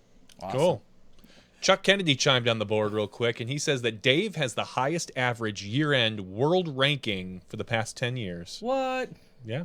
So Did you know that, Dave? one more thing to put in your belt. I did not know that. I figured, consistency does matter, and Chuck's a great stat guy, so I appreciate that, Chuck. And, that's one thing I was talking to you about, Terry, in the past is people don't keep track of the stats, and, until a generation does keep track of the stats, then we're all going to be forgotten. So hopefully we'll eventually have stats someday, and they're starting to slowly work on them. But, when you look back at other sports, when there's no stats, they're just going to say, the time before stats. Yeah. Yep. So hopefully we can get some stats so that all the work people like myself and all the others in my generation put forth is actually remembered. So thanks, Chuck. I work hard, and it's great to be known, stuff like that. Well, if there's one guy that's on top of it, it's Chuck. It's Chuck. All right, Dave, we've appreciated, of course, the time. I want to, again, extend my thanks for being able to work with you guys for the Maricopa Meadows Open. Javier and Paul and Renee, the whole crew, all of those guys that were out there, Chris Cobb, who helped me out, and then just the amazing staff and everything you did, along with everyone else. It was awesome. I guess I have no better word other than just awesome. Hopefully I can be invited back, because that's a trip I'd love to come to and be part of, because I enjoyed You like going into the warm weather in the middle of the winter. I Who knew? enjoyed watching the course and solid play, and then giving it for the entire world to see. That's what I enjoyed. The weather was... And I tell you what, Hav tells me that the club's going to step up next year, because, I almost make it an A tier and pro, and he claims they're going to step up next year. It's going to be AA next year. So. Awesome. Well, good. I'm on board. I don't know if that was your invite, but I'm on board. That's what I heard. Yeah, that's your invite. We'll be inviting you back for the AA. Awesome. So. All right, Dave, go ahead. We always give everyone a chance. This is your open mic to thank anyone you want, sponsors, supporters, friends, family, whoever you want.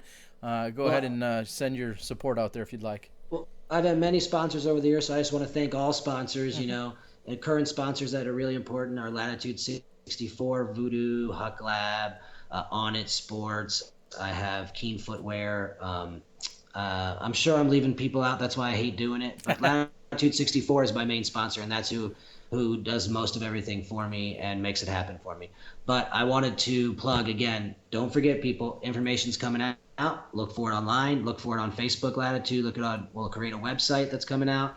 The Next Generation Disc Golf Tour presented by Latitude 64. It is the new thing, and if you're an amateur, you're going to want to be there, because from pro clinics to great prizes, you're not going to have a better time. And I look forward to being able to give back to the people who have bought so many of our products. And it's nice to chase the new generation of talent and see where the sport leads us. So I just want to thank you, Terry Miller and Smashbox, for inviting me on. And I just want to, besides my sponsors, I thank the people that support me, my friends and family, and mostly my other half, Cynthia Whitaker. She's been there by me all last year. It was a very tough year getting through a tour that was very difficult.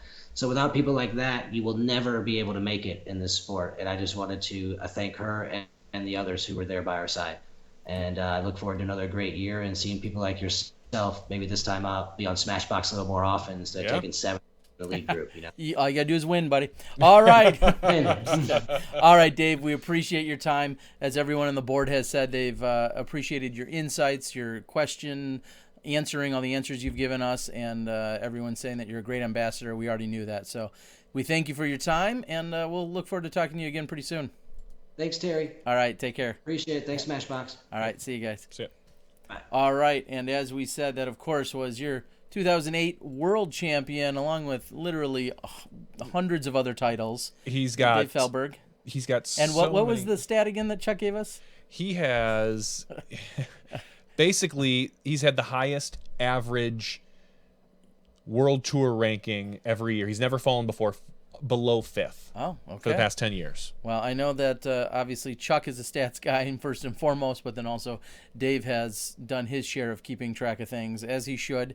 Like we said, as the PDGA develops, as stat keeping develops, whether it's the tours or otherwise, it's great to have all those things somewhere under your hat or buried or tucked away in a spreadsheet or wherever they are. So, thanks again to Dave.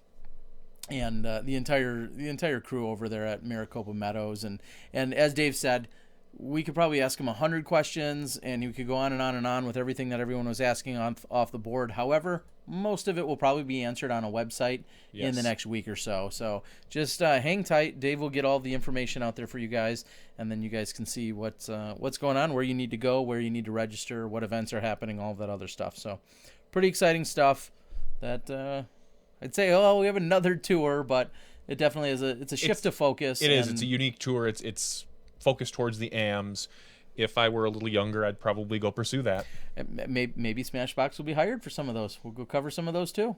Yeah, that's what we do. It's a great idea. We're going to go over a few items. I think if he's on the line or around, we may catch up with Nate Heinold in a little bit. He's going to talk a little bit about his event because I know he's got some registration deadlines coming up. But before we get to Nate, let's talk about a few of the other items that are out there, whether it's disc golf social media news or in the news or whatever else we want to call it. How else do we define those things? I don't know. Cool stuff. Cool stuff that we heard. All right, stuff that's out in the news, and I do regret I was going to bring up the conversation of Dave's unique putting, not necessarily his new routine before he throws, but his step putt, because there's been a ton of conversation regarding both Dave and more specifically Paul Ulibarri. Yeah. Regarding the Maricopa Meadows footage that I've put out, and inevitably within seconds of me posting one of those videos, Foot fault. That's a foot fault. Foot fault. Oh my gosh, look at them foot fault. I hate them. They foot fault. There's been all sorts of commentary about it. Go read the comment section. And I used to think the comment section was only for nice compliments, but on YouTube, no. Yeah. No. Okay. So there's a lot of conversation. So here's what I'm going to do. I'm going to take my good HD 1080 footage, and at some point I'm going to slow it down, like frame by frame, and I will slow down a bunch of the putts that both Dave and Yuli had performed throughout the weekend, and then people will be able to get yet another angle of it. The long and short of it is there's a lot of people saying they're foot faulting, and I'll tell you, I'm sitting there like frame at a time looking at it. The disc is usually out of their hands, or I'll say it's almost always been out of their hands. I could not definitively say on any single putt after watching them for 54 holes that either of them foot faulted because the disc is actually out of their hands. It looks close, and it is. And regular speed and probably 720p or 1080p or whatever you're putting it out in, it's probably very close, but when you get right down to it and literally go frame by frame, I will tell you they're not foot faulting. However, it has created a major uproar. Yeah. And what's funny is the first guy that sees the video within three minutes, foot fault, he listed. Yep. A half hour later, somebody else, foot fault, and then 2 hours later, another guy. Like, go on one thread at least. The point is they keep saying the same thing over. So that's been pretty funny. That's been out there. You should block the term foot fault from your comments. Yes. Say this. You're immediately banned. Yeah, this is an inappropriate word. As soon as you type in foot fault. So that has been some of the conversation that's out there. So for those that don't know, all of round one, which is 27 holes, has been posted. And now as of this morning, round two's first 13 or 14 holes, that's been posted. I'll get up the back half of that, and then I'm going to do a highlights and some other cool stuff from the Maricopa Meadows event. So that's all available. That's all out there. But the Yuli foot fault and the Dave foot fault conversation continues to rage on. I'm going to go another step further. Oh, okay. Yuli and Kat celebrating a 3-year anniversary. Congrats to them. We saw a post on Facebook. Yeah. Today's their 3-year wedding anniversary. I'm going to throw that in because we're already talking about Yuli. So, and his foot faulting. Was he foot faulting on his wedding date? Did he? I don't know like two left feet? Like maybe he was tripped? Nah, I don't know. No. Anyway, congrats to them. He made it down the aisle just fine. As far as we know. Congrats to them. We weren't invited. We didn't smash box the wedding. That's the problem. So other quick anniversaries and shout-outs. Eddie Disc Golf, who was one of the first people to friend me on Facebook after the podcast. He's a friend of the show. He had the birth of his first little boy, Lucas. It was on Facebook. And the very well-known Jonathan Poole of Innova welcomed a new baby boy as well in the last 2 days. So good for them. And speaking of birthdays, hole 5 guy who famously challenged Paul Macbeth at the 2013 Worlds and famously lost considerably. Everybody lost. Yeah. But hole 5 guy, we know you listen in occasionally from Madison. Happy birthday today as well for you, buddy. So speaking of the one, the only Paul Macbeth, he made a post today commenting on a couple big pieces of news. The first was that he already hit his goal for 2016, which was to get to be 1055 rated. So, yeah, great. Way to go. It's a little early for to hit that goal. It's only downhill from here. That's Paul. right. So, no, he said his new goal is 1060. Yeah, me too. Yeah, but one of you has a chance to hit it. One doesn't. Yeah. And on top of that, so that's all well and good, and that would be big news normally. Yeah, 1055, highest rated player of all time. Yep. Not just by like a point. It's by a handful. It's by a handful. And then some.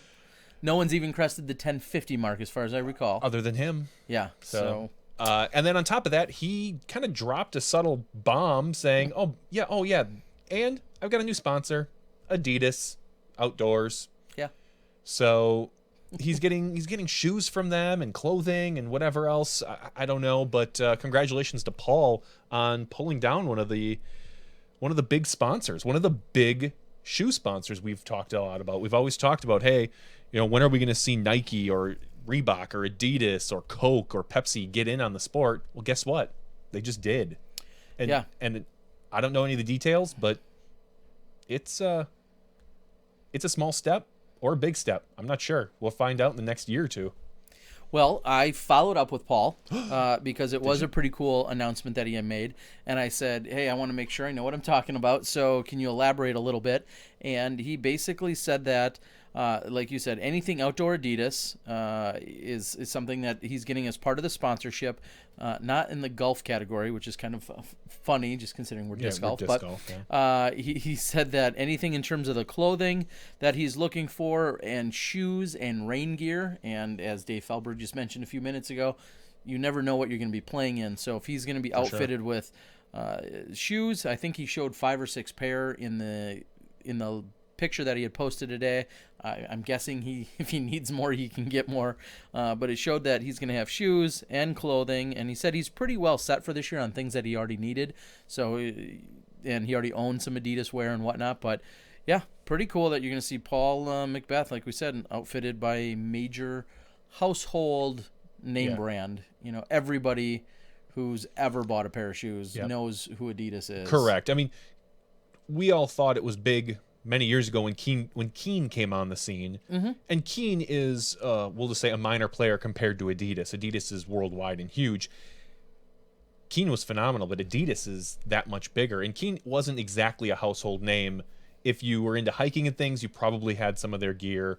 But I personally had never heard of them before they came into disc golf, and I'm sure a lot of people were like that. Now, for a disc golfer, their household name, well, Adidas. Welcome. Yeah. So here's what I want everyone to do, actually. We talked to Dave about how sponsorship is very important and making that connection with that brand. If you go out, if you have a Twitter account, I did it almost immediately. Go out and tweet at Adidas Outdoors and thank them. Reach out to them on their Facebook page. Just put something out there and thank them for supporting our sport. Make it known that you're aware of their sponsorship, basically, because things like that matter. Whether you may not think that your one little tweet, but when it's you and 10 or 100 or 1,000 other people go out and do this, they're going to see that. They're going to see the feedback from sponsoring Paul. So please go ahead and make that connection with them and reach out. Yeah, it's a great idea. Again, just let them know that you're supporting disc golf. You may even wear a different pair of shoes. It doesn't matter. Just the fact that we're seeing such a huge company get on board and support disc golf in any capacity, I think we all know that's going to be good for the sport. And if they have any extra cash lying around, they can sponsor Smashbox. Yeah, of course. That's a no-brainer. I'll run an Adidas commercial. I got no problem with that. So that wouldn't be a bad idea. Maybe we could do that for them. Yeah, maybe. We probably could. Find a way. So very cool. Congrats. And again, some may say whoop-de-doo, no big deal. Well, I think there's bigger implications here. It may be, hey, would you say it's the foot in the door? Hey-oh. No? Her foot in the door. I don't know. I think it is. It could be her foot in the door at a really large scale corporation. So congrats to you, Paul. Very cool. I think we've covered a lot of the other news. One thing I wanted to follow up with, though, I know it was talked about a little bit earlier, but Ricky being over in Puerto Rico, looks like they're working on some big stuff, and that's really cool. Hopefully that means some courses. That might mean a tournament. I've had conversations a little bit. I know kind of the background details of a few things. Dave organized a trip a few years ago where they did a tour kind of down in the islands area over there. And I was under the assumption that this was kind of a continuation of that, but no, but it's not. It's really, as far as I know, I don't believe that it is. Okay. I forget where they had gone. They didn't. That's not exactly where they had gone. Maybe. I don't recall where they went years ago. I'm just saying that I thought maybe it was a continuation. No, not necessarily. So I know that Ricky has. This is something bigger. I think we're going to see more of it. I can't get into too many more details. The few that I do know, but we're going to see more from this. Oh, good. And that's what I think is really exciting. That's the big takeaway from all of that. I wanted to send a shout out. One of the biggest Smashies, the one guy in the world that has a Smashbox tattoo on himself, and it's not you and it's not me. Not us. That is our good friend Batman, Dutch Napier. He said one of the, I believe one of the single most influential or one of the spearheads of the club down from where he is. That's Danny Clevenger. Recently had a heart attack. Danny's just 29 years old. Wow. And I know they're going to be doing a fundraiser for it, and it's all out on Facebook. There's going to be auctions, raffles, side games. It will be singles. There'll still be payouts, but it's going to be a fundraiser. So if you can, obviously you don't have to be at the event to support it, but go look up Dutch on Facebook, Dutch Napier. That's Napier. Go look him out. Go look him up. In fact, I wish we could link for you guys, but we can't. I'm going to see if I can read any other details off the Facebook group. It's called the DC Heart Fund is what you want to look for. It's on Sunday, February 21st. Again, the DC Heart Fund. Anything you can do to contribute and help out Danny, who's going through all this and is the part of the Davies County Disc Golf Club. It sounds like he's kind of the heart and the soul of that community, disc golf community, and getting things going. I've heard Dutch applaud him and thank him in the past. So the fact that he had this heart attack and he's on a road to recovery. So, and 29 is certainly too young for heart attack. So if you can support it in any way, please do so. Again, that's the DC Heart Fund on February 21st. So go out and support it in any way possible. We have any other plugs out there? We've talked about, call it a plug, call it otherwise. Like I said earlier, Miles from Paragon. Not only is he helping out the U.S. Women's, the Women's Global, it's not U.S. Women's Global, it's the Global. He's helping that event out with sweatshirts and other things you can find out on his site, out on Paragon. But also, this is something that people have been taking advantage. The Pro Tour has merchandise out there that you can go out and support. You can buy some of that. And you can also team up with the Pro Tour to get Pro Tour authentic merchandise. So that if you're running an event and you wanted to work in the Pro Tour with it, and do a players pack, you can do that as well. So go check out Paragon, ParagonDiscGolf.com. Find them on Facebook. Find them on the interwebs, the internet's things, and you could certainly do that. Let's talk about something you and I both saw in the news on social media. What's that? You second guessed the validity of it. I second guess a lot of validity on the internet. I don't trust anything I see on the internet. Some people believe everything. I believe nothing. How about the tire disc launcher? Oh, what did you think of that? I never questioned the validity. Well, of okay, it. so you asked where it might get used for. Is that how you worded it? No. I didn't say that at all. So there was So break it down for everyone. So there's a video out on Facebook of a kid, maybe in his early 20s, it looks like, who has a large sheet of plywood that looks like a tire hooked up to some sort of motor that spins. There's a directional piece of plywood where more or less he slides discs in and it shoots them out. And somebody had gone out on Facebook and put, this is really cool, but what would the purpose of this be? And I followed up and said, this is something I've talked about for years. Mm-hmm. A disc throwing machine. Now, this isn't exactly because, there's all sorts of other things you can have, the amount of spin. the size, whatever. But I said this would be a really good, consistent way to test plastic. You can tip the plywood any direction, get Anheuser-Heiser out of it. You can see what the type of speed an actual disc is. When a manufacturer comes out and say, oh, this is a speed 12. There's really no... Guess what? And somebody said, oh, I'm sure the disc manufacturers have things like this already that they test and make these numbers. And I said, yeah, I don't think so. I'm pretty sure they just go by flight plate, rim, and then just general testing. They go out there with their players and they throw it. And, when Simon says, wow, this disc is fast, and they're like, okay, it's a 27, know? So, and then somebody reached out to, I believe it, I don't remember who they reached out, but 2 different manufacturers, and more or less, Mark Ellis from Discraft, or works with Discraft very closely, came back and said, no, we don't use anything like that. We test our product, our people go out and test it. So he came back and said, oh, I guess you're right, Johnny. And I am right. So there are no real machines. It's all arbitrary. It is. It's all arbitrary. But with a machine, something similar to that, you could almost put different pieces of plastic in there, see how far they fly, see how far they glide, so to speak, how hard they turn. You could get a more accurate, I'm not saying it'd be completely accurate, a more accurate turn, fade, somewhat speed. A little bit more objective too. Correct. Yeah. No, I completely agree. In fact, someone pulled me aside at the Maricopa Meadows Open and said the exact same thing, is there should be a machine that tests all of these things so that everybody could get on board, so they'd be standardized. And we had a conversation, and I immediately led to, you're right, that doesn't exist, so on and so forth. But then I said, I'm not sure everybody would like that, because what happens when it pokes holes in your ratings or in your flight characteristics, and it maybe whatever. And we all know.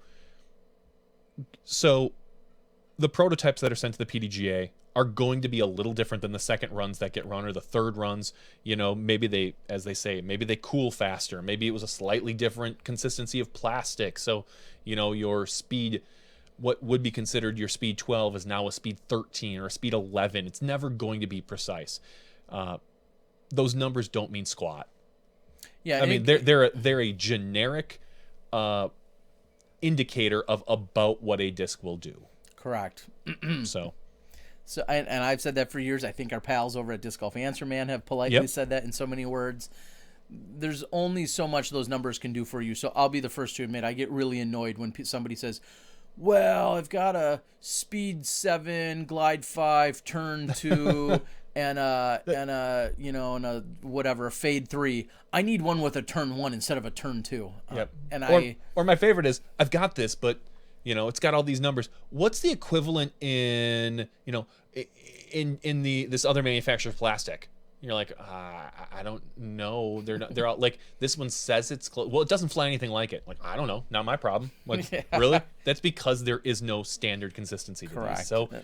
So just as we all say, take it with a grain of salt. Yep. And one of the things, and I feel like I'm plugging DD a little too much lately here. Are they going to step up their sponsor? Yeah, they better. No.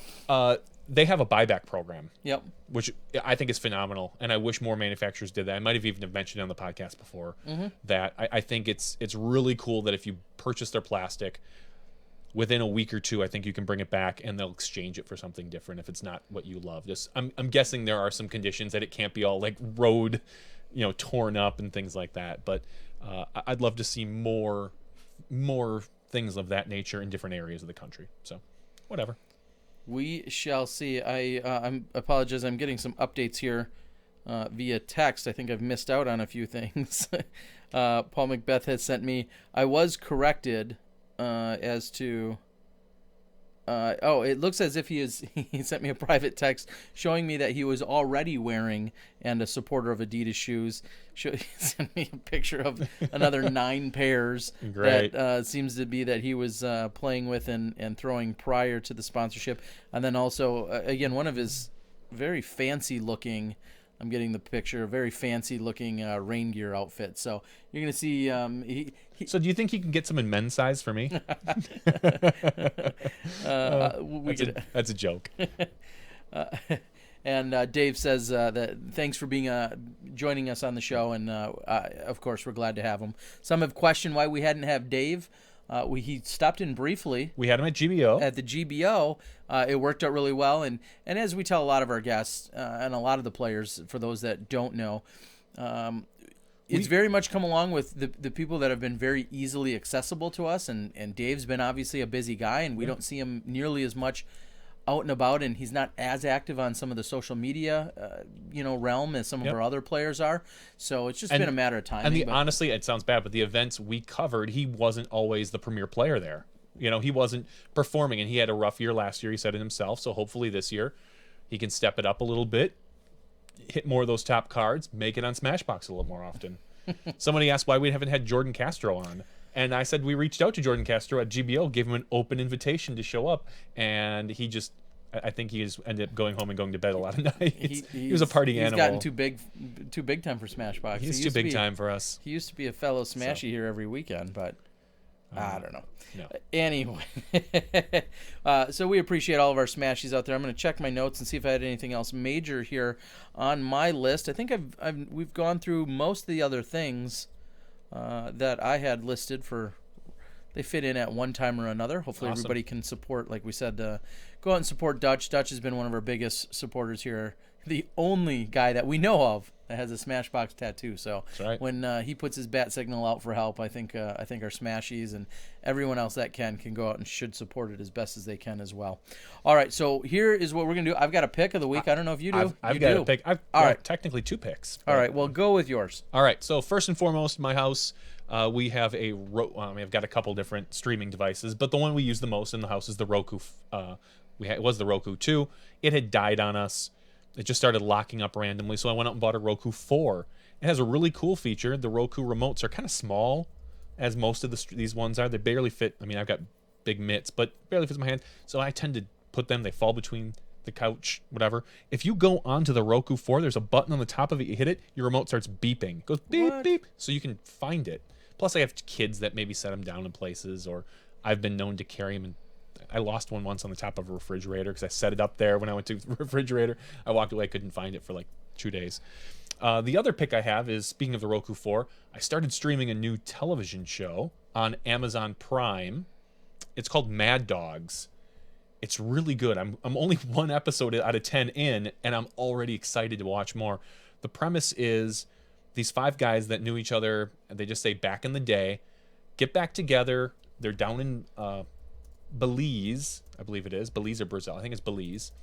And things go sideways. Like they go out for a night of partying, some crazy things happen, and there's a murder, and this is only the first episode, and more or less now a couple of these guys are in some really crazy stuff. They can't get out of it, and it's just going to go downhill from here, I think. So I'm really excited to get into really where this is going. So all right, Mad Dog. And where do they find that? That's on Amazon Prime. So Amazon Video, Amazon Prime. You have to be They're exclusive to them. Exclusive to that.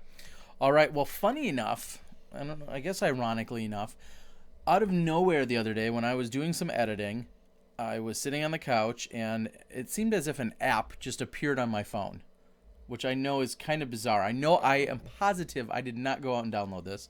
So this app appeared on my phone, and then Is it possible that your wife downloaded it? No. You guys the same account or something? No. It just magically appeared on my phone. Next thing you know, I'm setting it up and clicking on it. And here is my pick of the week. This is going to stay for a while. I'm a fan.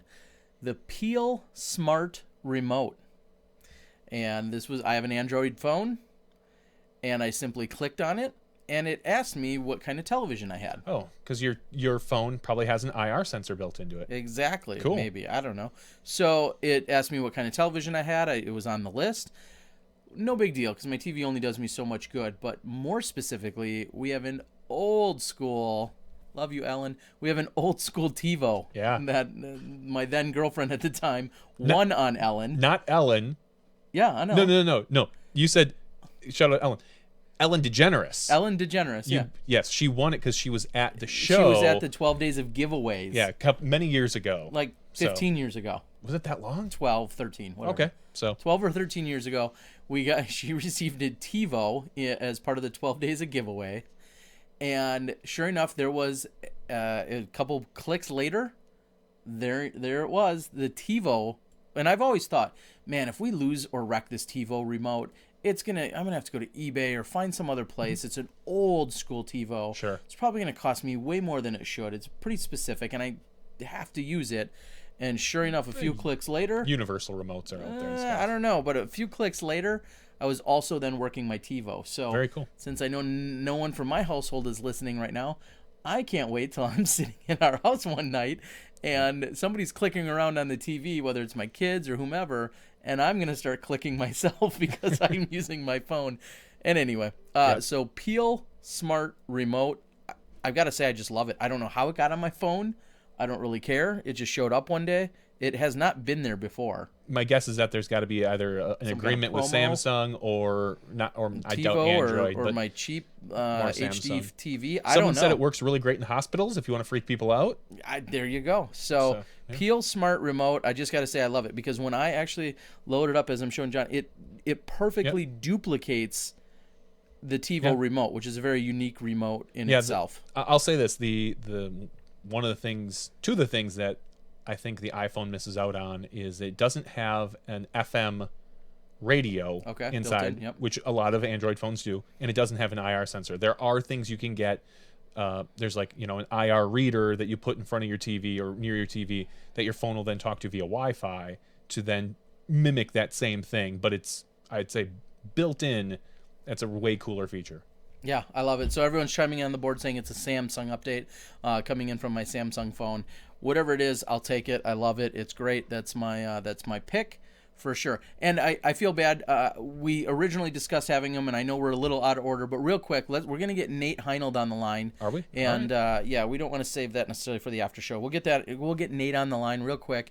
He's talking about running arguably the single biggest event of 2016, so I think it makes perfect sense to have him join us. Do we really want him to have him join? I mean, yes, we do. Okay. We'll see if he's ready. I'm sure he's doing some work for the event. He's probably busy, doing hard work, unlike the rest of us. All right, so without further ado, we're bringing our tournament director from the Ledgestone Insurance Open, Nate Heinold, to the show. Nate, how you doing, buddy? Yeah, I just woke up because, when you said, you're like my mom, when you say a time, I just add an hour to what you said. So you said 10 o'clock, and it's 11 o'clock, but that's okay. So I took a nap, so it's all good. So that's you, me and your mom, we're on the same page. Me and your mom. So yeah, good. she actually takes a liking to Mike and Bob at Discraft more than you and Johnny, but that's here nor there. So, Well, I can't blame her. We'll change that sooner or later. Yeah. Anyway, so Nate, we wanted to talk because we know you have a huge event. Registration is going to be opening up. And any other updates you want to give the rest of the Smashies about the Ledgestone Insurance Open? Yep, registration opens on Monday for those that want to sponsor a hole, and then we go a little further into Registration is going to be opening up. Oh, there you go. There you go. The rest of the Smashies about... No, you got to pause. Yeah, you turn off your YouTube. For those that want to sponsor a hole, and then we... So there you go. Just turn off your YouTube or pause your YouTube. Sorry. Rookie. No, you're good. Sorry. When I'm tired. I know. It's late for you. All right. So anyway, registration. There's some perks basically. You're saying if you're if you're a Ledgestone Insurance. Yep. Okay. So you can register on the 15th if you're rated 990 and above. You can register on the 16th if you're a client of the best insurance company in the world, Ledgestone Insurance, or if you're a member of Team Discraft. And then on the 18th of February, we'll kind of all chaos will break loose when we have 1,000 people registering, within 2 minutes, so that'll be a crazy day. But the best chance to get in is on February 1st.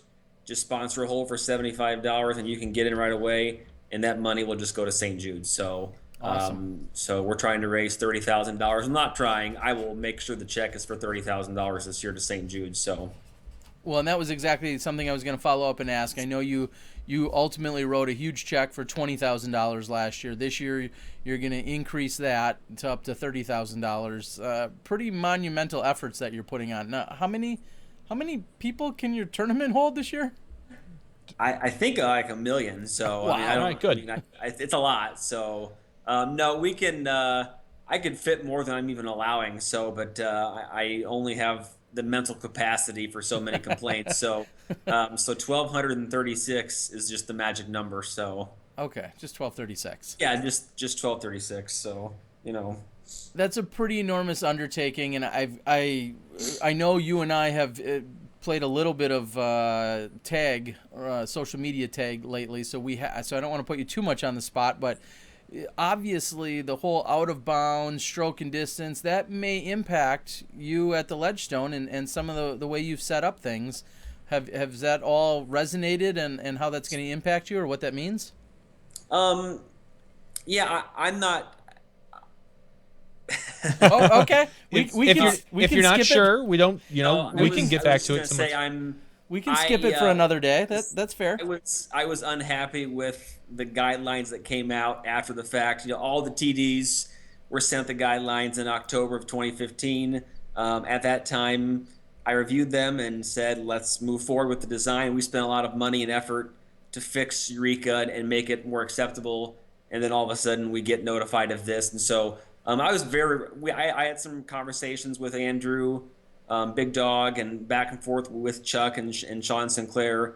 And I told them that at this point in time, I'm not going to change the course again. So the course is going to remain the same, and they need to please give me a waiver to allow the rounds to be rated. So does it really matter to you if they're rated? It doesn't. I mean, most pros don't care probably, unless you shoot really great out of your mind, and you're probably a 970 or 80 rated player.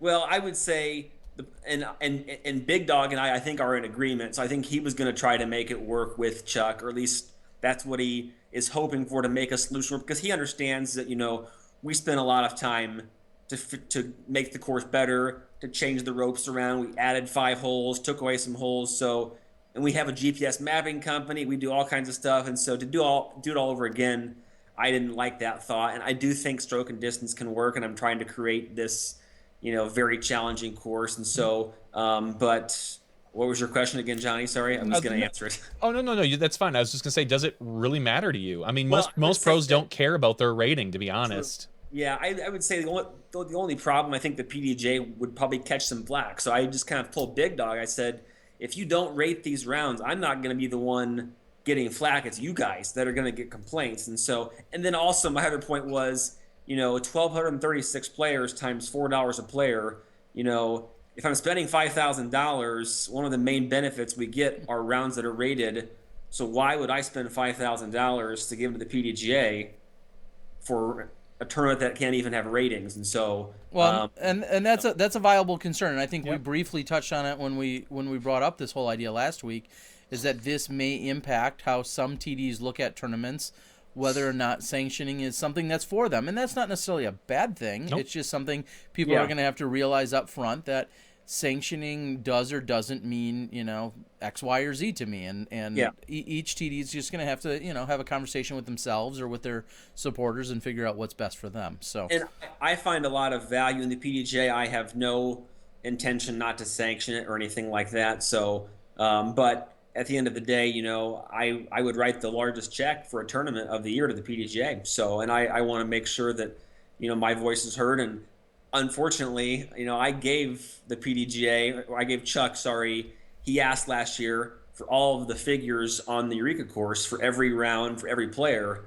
So I took the time to give that to him. And my guess is that probably helped this decision be made. So I could have made my own bed probably by providing him those figures. He probably did the math and said, oh, well, stroke and distance may not work on a few of your holes, and, we better maybe change the policy up. And so I probably made my own bed there, but, it was fine. So it'll all get worked out. And honestly, if you, let's just say things don't get worked out and it comes down, you sanction the event, but players come in knowing that maybe 1 or 2 of their rounds aren't going to be rated, I don't think people are going to care, as long as they know ahead of time. That's so. Yeah, and it would actually be all 4 rounds for the MPO players. So it would be every round they play, because they have 2 at Northwood and 2 at Eureka, and there are 2 holes at Northwood that are going to have stroke and distance, or 3 holes. Sorry, I eliminated the whole 5 stroke and distance. So it would actually be every round they played. So that's why I kind of made my point to them that if I had known this last year, I mean, I could have changed it, but you're making a change in 2016. That's affecting 2016 events. I kind of told them this is the same thing that golf did when they took away the long putter ban. That was a 3-year process. Yeah. People could get used to it. This, in my opinion, changing something in 2016 that affects events in 2016, I did not agree with that. But that's that's their prerogative. Yeah, it's a valid point. Yeah. Well, the drama will unfold here on the Pro Tour with. Stay tuned to Smashbox for your. There's a lot of good stuff going on. Obviously, being on the Pro Tour and everything that you're going to be working on this year. Are you going to be as busy or more busy than last year leading into this? The last. I won't tell Discraft this about. I keep my personal life very private. So, but I've been busy in my personal life as well, and so. And then my job is busy, but I just started to ramp up the tournament stuff heavily the last few weeks. I kind of took a few months off. My brain was fried after last fall. So, but I would say that it's going to really start to pick up here in the next few weeks. And I'm doing a lot more with Steve for the Pro Tour side of it. And then the tournament, just logistically, 1,200 players plus. I have meetings every day with various mayors, city council members, etc., to promote the sport, promote the event, working on some other big sponsors, trying to get disc golf, out there to a bigger audience. So, but it should be, as I said, registration is going to be chaotic. The best way to get in, February 1st, sponsor a hole, help St. Jude. Don't worry about any of the other qualifications, in terms of ratings or anything like that. But there's plenty of spots. We have 320 spots for MPO players, so it's going to be a lot of opportunities for different divisions. So, all right, Nate. And when people want to watch you yourself, the man, compete this year, where are we going to see you on tour? Where are you going to be playing? Yeah, I'll play some local B tiers. I'll play the Minnesota Majestic and Silver Cup and Green Mountain Championships. Maybe the Mad City Open, that kind of stuff. So, but more locally, and I'll be in Kentucky a little bit more as well. So for a couple events. So. So it should be a good year. I actually felt like I was cheating on you recently. Because I had not another video guy. Yeah, I had a disc golf podcast. What? Reached out to me, and I was their guest host, and I kind of felt actually bad about it. So wow. What other podcast? I feel like if I name the name, I feel like I don't want to, I don't want to. I don't mind. That's fine. But it was, I think it was called the Disc Golf Show. I hope that's what it was called. So. Oh yeah, those are our friends over at the Disc Golf Show. Yeah, good guys. Good guys out there. I felt like maybe Terry found out, because Terry has been ignoring my calls, because I had a really good. I mean, we've been playing bets. I felt like maybe he saw that and said, "I'm done with Nate." So no, I'd write you off for much less than that. Don't. Felt like my mom could be a good bargaining chip. I could just bring Molly up, and we could, I could talk to your mother. So no, it's been really good. Obviously, it's been busy, and I had the chance to go out to Arizona and some of that stuff. So rough life. It's been real tough. All right, Nate. Well, final plug is the 1st, February 1st. That's when people can get in on the action. It's going to be chaotic, but hopefully everyone gets signed up, and we'll raise a bunch of money. You'll raise a bunch of money for St. Jude, and we'll be there to talk about it. Yep. We look forward to having Smashbox back. So. All right, buddy. All right, well, we're going to cut you loose. We've got some silly after show to do, and we'll let you get back to bed. You're sporting the bedhead. You got it. You're good. Yeah. So. All right, pal. Have a great night, everyone. Thanks, Nate. Thanks. Yep. All right. See ya. So there again, as we said, Nate Heinold, your tournament director for one of the Pro Tour stops, being the Ledgestone Insurance Open. If he really gets 1,236 people, as I know he's trying to do, that is going to be one ginormous event. I can't imagine it. Like that'd be amazing. No, it's possible. His payouts on the pro side and the M side are ridiculous. They are. His player packs are insane. I know. I want to play. And Yeah, I don't know what else there's to it. So we wish you the best of luck. Obviously, Discraft helping sponsor and support everything that Nate's been doing, and Nate's been a sponsored Discraft team member now for the last year and a half or so, and we wish them the best of luck. So looking forward to covering it and being part of it, and yeah. Ledgestone Insurance Open, awesome. All right, so we're going to wrap up the show here for tonight. We're going to chit-chat about a few other things possibly afterwards in our, is it famous or infamous after show? Depends who you ask. It's probably infamous by now. We'll talk about some other things. We've got a unique opportunity or thing taking place tomorrow night. We'll touch on that. But I think we can wrap up the regular show as it is. So, for all of our amazing supporters and sponsors, that includes Tina over at Whale Sacks, Daredevil, and anyone else that's stepped up, Latitude 64, who's been part of my video blogging and bringing you the Maricopa Meadows Open information, for Dave Feldberg, for Nate Heinold, for Dana Vici. Yep. I think that's everybody. And for Johnny V and myself, this has been podcast number 71. We'll see you guys in the after show, and you step inside the Smash Box.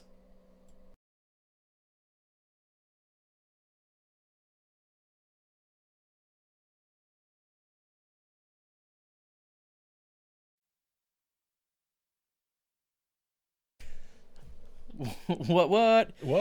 Welcome, everyone. This is podcast number 71's after show. We need some kind of intro music for the... We need all sorts of transitions that you should play on that little computer thing. The what? Yeah, what? I'm just saying. So welcome, everyone. I would like an intro to the after show.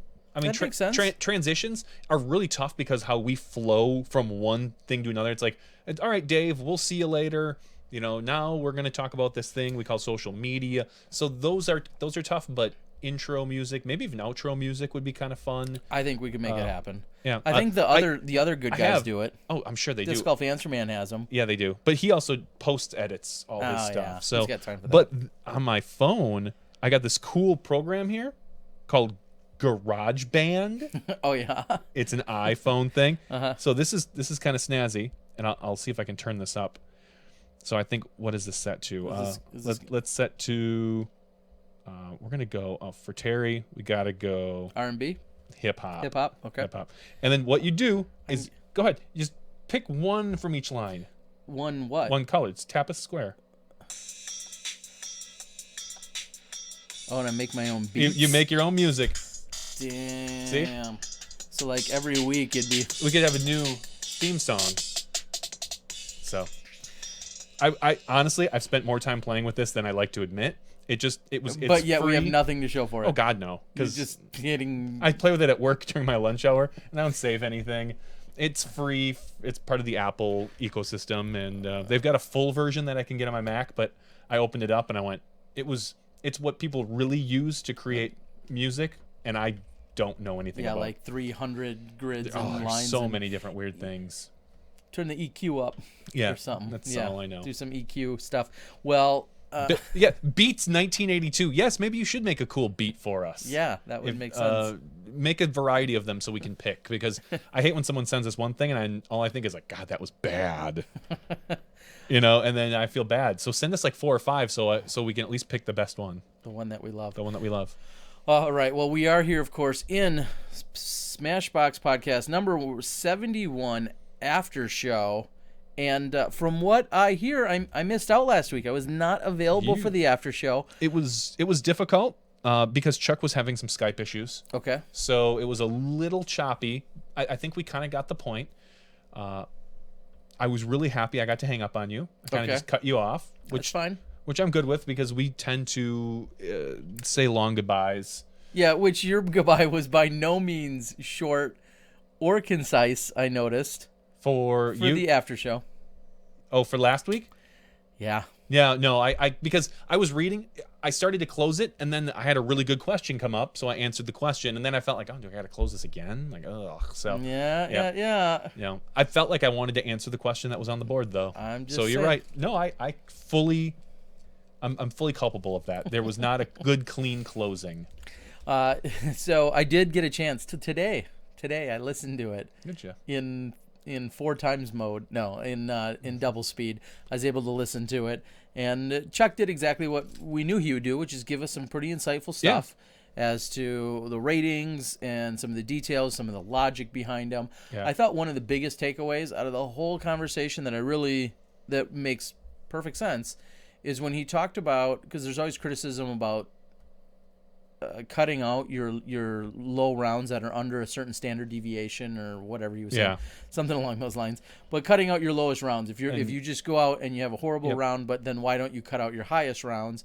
And he was saying how you can't fake a high round. Yes, you can certainly you can manipulate. easily fake a low round. Yeah, but you can't fake a high one. So I thought that was a pretty cool takeaway as a line. And I've always known that they don't do that, but to have them word it in those exact, in that exact way was definitely a good way to do it. So, some people are saying that he wasn't your favorite guest. Well, that's why we have all sorts of different guests, and you and I, me even a little bit longer, have a long-standing history with Chuck. Yep. And he has so much knowledge and insight that not everyone appreciates. They don't. I fully appreciate, because I'm kind of just a disc golf junkie or nerd, to use someone else's moniker. Sure. But I'm just a disc golf nerd, so I love taking it all in. But clearly, some of the drier, more detailed stuff just isn't for everyone. Yeah, and I understand that. And I'm not going to lie, and I'm sure Chuck wouldn't lie. He's not the most exciting guest. He's not going to come at you with some cool new product release or something you're really looking forward to. I love all his ideas. He's got tons of great ideas. I said it on the after show. Chuck has 1,000 ideas that he throws up against the wall, and maybe only 3 or 4 of them stick, but they're great ideas. And you know what? We need people like that. We need people to constantly question and give us new and different avenues to look down. Especially different insights or perspectives. There's not much more of a. I don't know if there's a more punny guy on the planet. I think Chuck's puns. And I didn't they're catch at least any. 1050 rated. Yeah, I didn't catch any during our maybe not, but in general, I would say they're at least 1050 rated. They're good. Solid. They're good. Solid. So anyway, good after show. My show was great. Thank you for asking. Did you get hypnotized? I did not. But the show that I saw was hilarious, so it was very good. Thank you very much. I don't know if I missed any of the other questions that have come in out there, but and I know I've almost beat it to death. The Maricopa Meadows tournament was cool. Great to hear from Dave saying that they want to up it next year. I'd love to go back. Yeah, sounds good. It's obviously the weather and all that other stuff, but it's just it's a really great community and atmosphere and place to be. That's what's also really inviting and exciting about it. We did speak with Zoe a little bit earlier in the day. She was not available today. She did tell us though, and she'd probably share the same. She said that she tried her first take at some editing. Yeah. And like Dana, she told us that it was a little more than maybe she bargained for. Yeah. And maybe had realized that editing disc golf videos are not her thing. So we're going to work with her and see if we can come to some specific cuts and some things that we can do with her to still extract some good info. Because you don't have to be a world-renowned editor to put out good stuff, but because we'll work with her. She travels so much, and she sees so much of the country and so many of these golfers, and she has an inside track that even at times you and I don't. So getting her input on a lot of things is going to be really nice. And so we're going to work with her on getting something set up, something nice and concise out of her videos. So we'll, but as she's learning, it's not easy just to sit down and be like, I'm just going to throw together some footage. Yeah. So. Yeah, not, and I say it, we've got great editors like the Joe Heights of the world who we're working with and is an amazing editor. Joe enjoys it. Joe wakes up and it's work for him, but he thoroughly enjoys it. Little secret, I don't enjoy editing that much. I do it because I have to, and I do it because that's what's needed and to put it out there. I would love to hand off my footage to a professional editor, put really good videos out, more often. But right now, with where we're at, that's just the way it happens. I did have, Chris is out on the board asking, I did have my second highest ever Fitbit steps of the day take place when I was out just after the Maricopa event. It was kind of that day leading into the next event. I think it resets at midnight. It was around 31,000 steps or something like that, which is a pretty active day, but that's a side note. People talking about Kevin McCoy. He's been out on the board. At some point, we'll have him back in there. Kevin McCoy says he's boycotting Smashbox. It's too white and there's enough diversity. Right, Kevin. Well, like the Oscars, you were never invited. So Paige with Trilogy beats rights. I don't know where he's getting that. Somewhere after this said Paige is throwing Starfires. Makes perfect sense. So yes, I am still off the dew. In fact, I'm gonna try something new. It's been 48-ish hours with maybe 20 something without any soda. Of course, I cut out the dew, and then I was gonna be I'll just do like. I've definitely reduced my intake of all soda by 90% by cutting out dew because I don't like a lot of other ones. Sure. But now I'm going to see if I can go straight no soda. So all of Monday, all of today. What are you going to drink instead? Water? I drank a lot of water today. Lemonade? I hate water, but I'll do it. I love me some good. I know. I like good cold water, but. And yeah, yuck. Yeah. Some lemonade. Get some of that water, that sprit stuff you put in there I've for tried flavoring. that. I've actually never tried it, but I've tried that. All right. Javier was cool. Why don't you do any commentary on your videos anymore? I miss the input, Matthew says.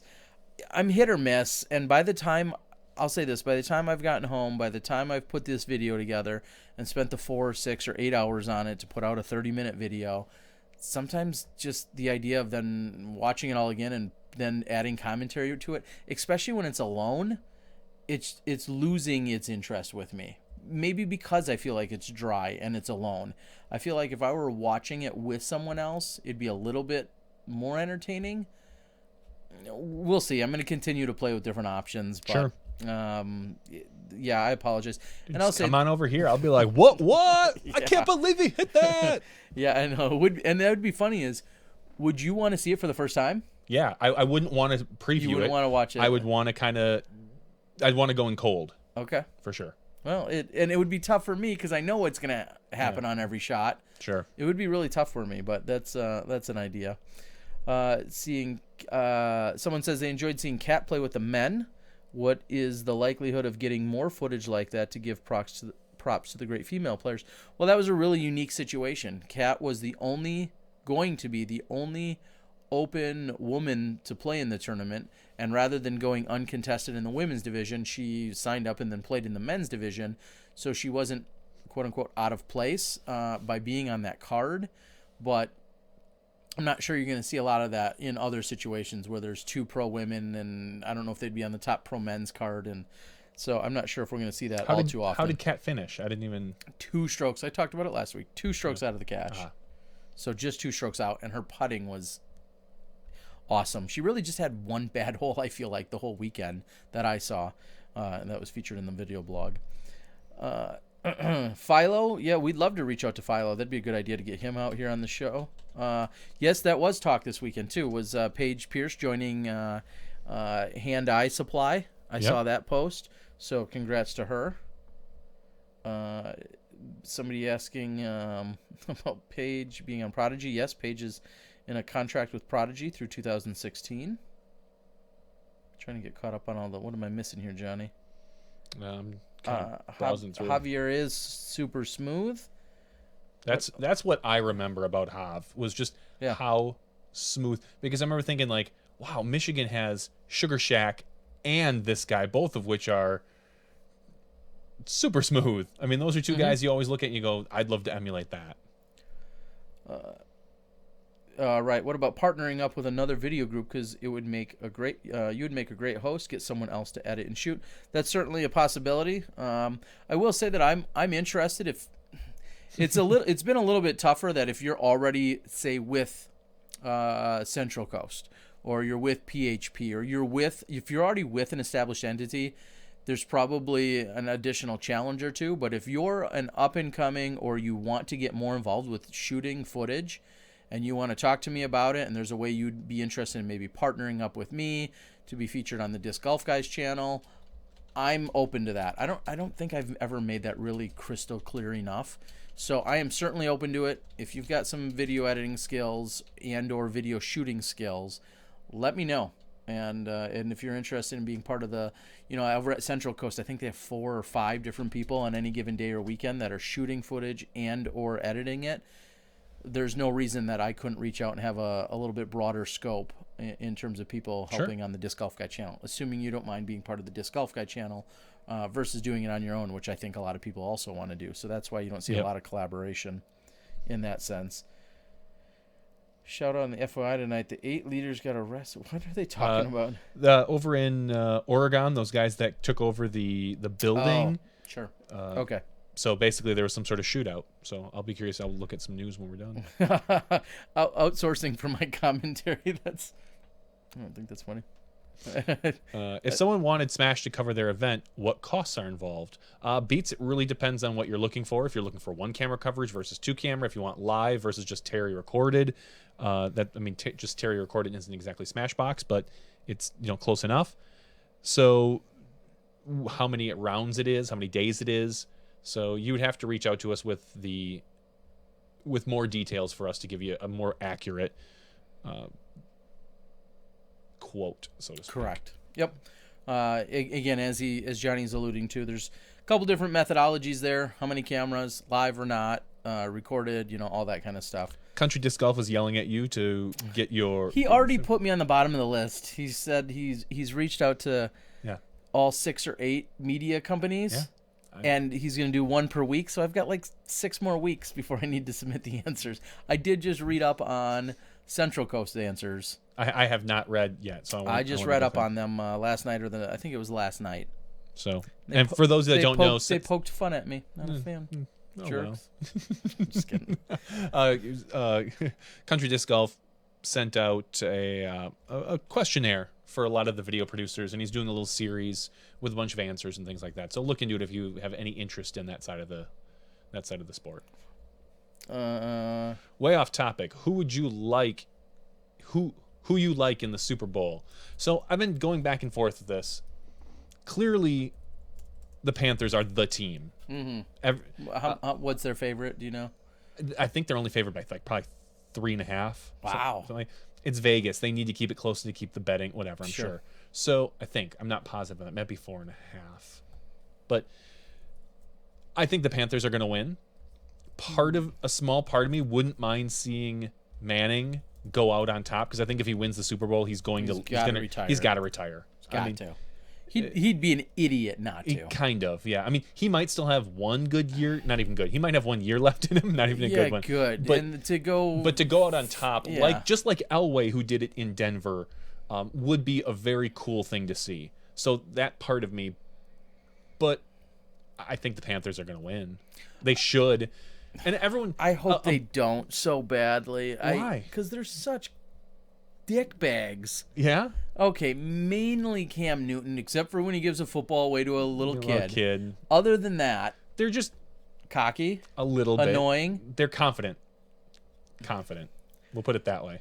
I'm sorry. I don't mind. I know this is as good as a political debate. Almost. I don't mind all the dancing in the end zone. Here's what I hate about professional football players in general is celebrating not even when you're down. I mean, yes, that's dumb too, but celebrating things like a normal first down. Yeah. You get on 3rd and 20, you get a first down, give a little celebration, fine.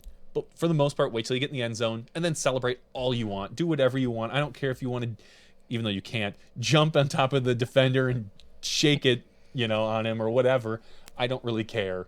But just wait till you're in the end zone for it. But I do think the Panthers are probably going to win. They're probably going to win by about 25 points.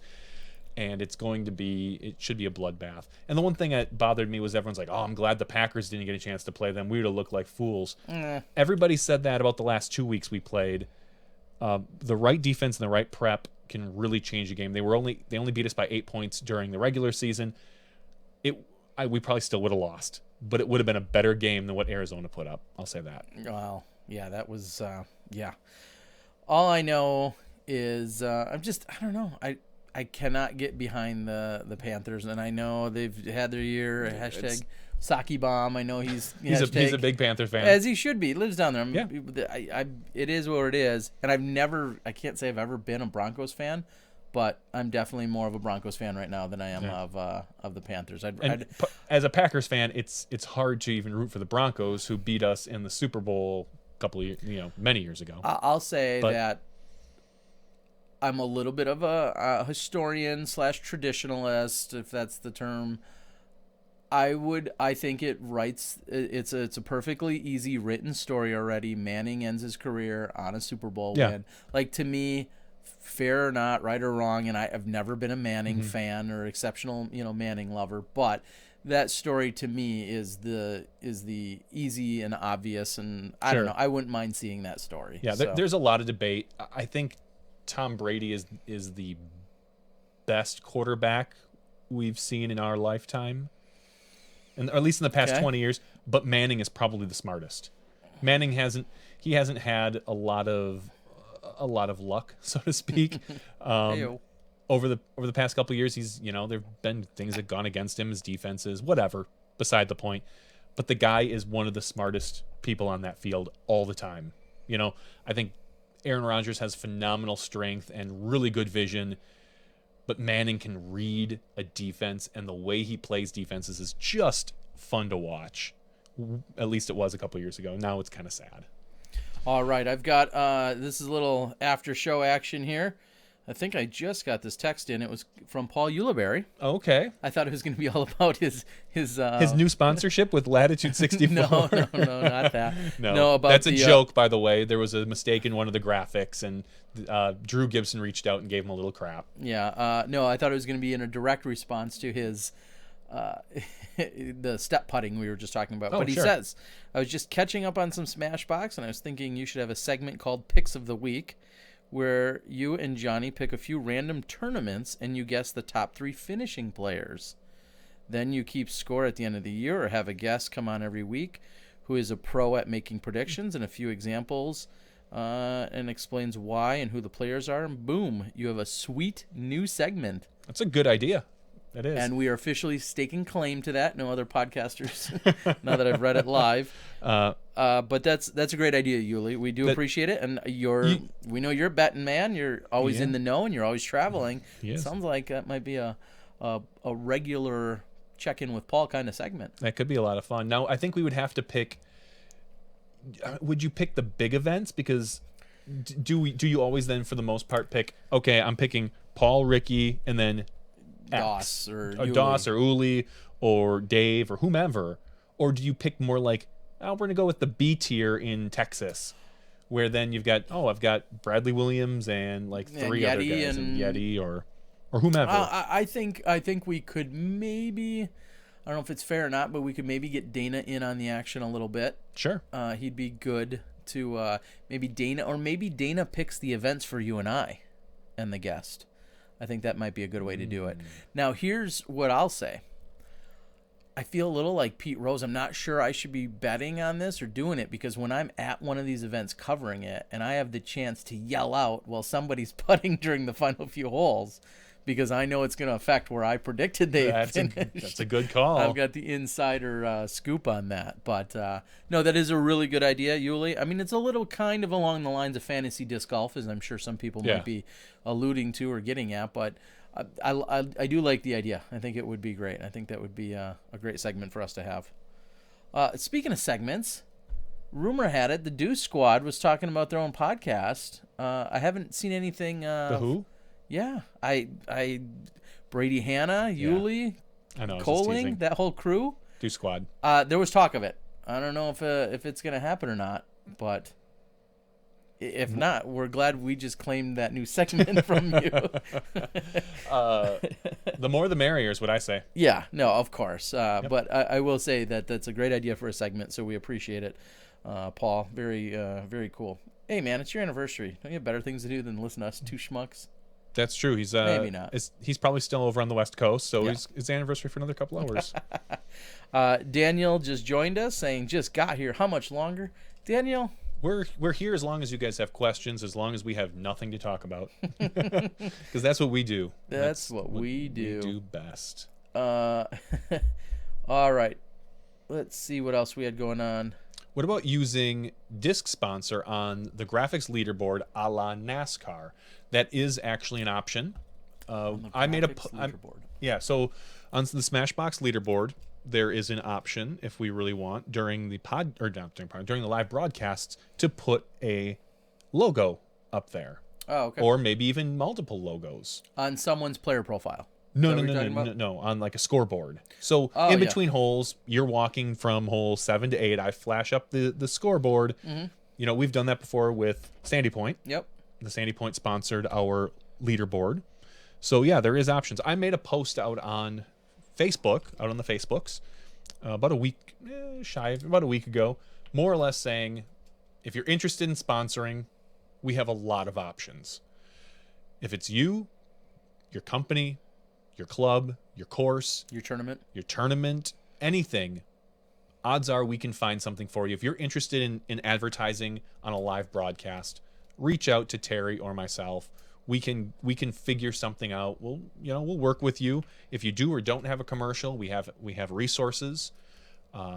Obviously, the more you want, the more it's going to cost. But that's advertising. So, but yeah, if you're interested at all, just reach out.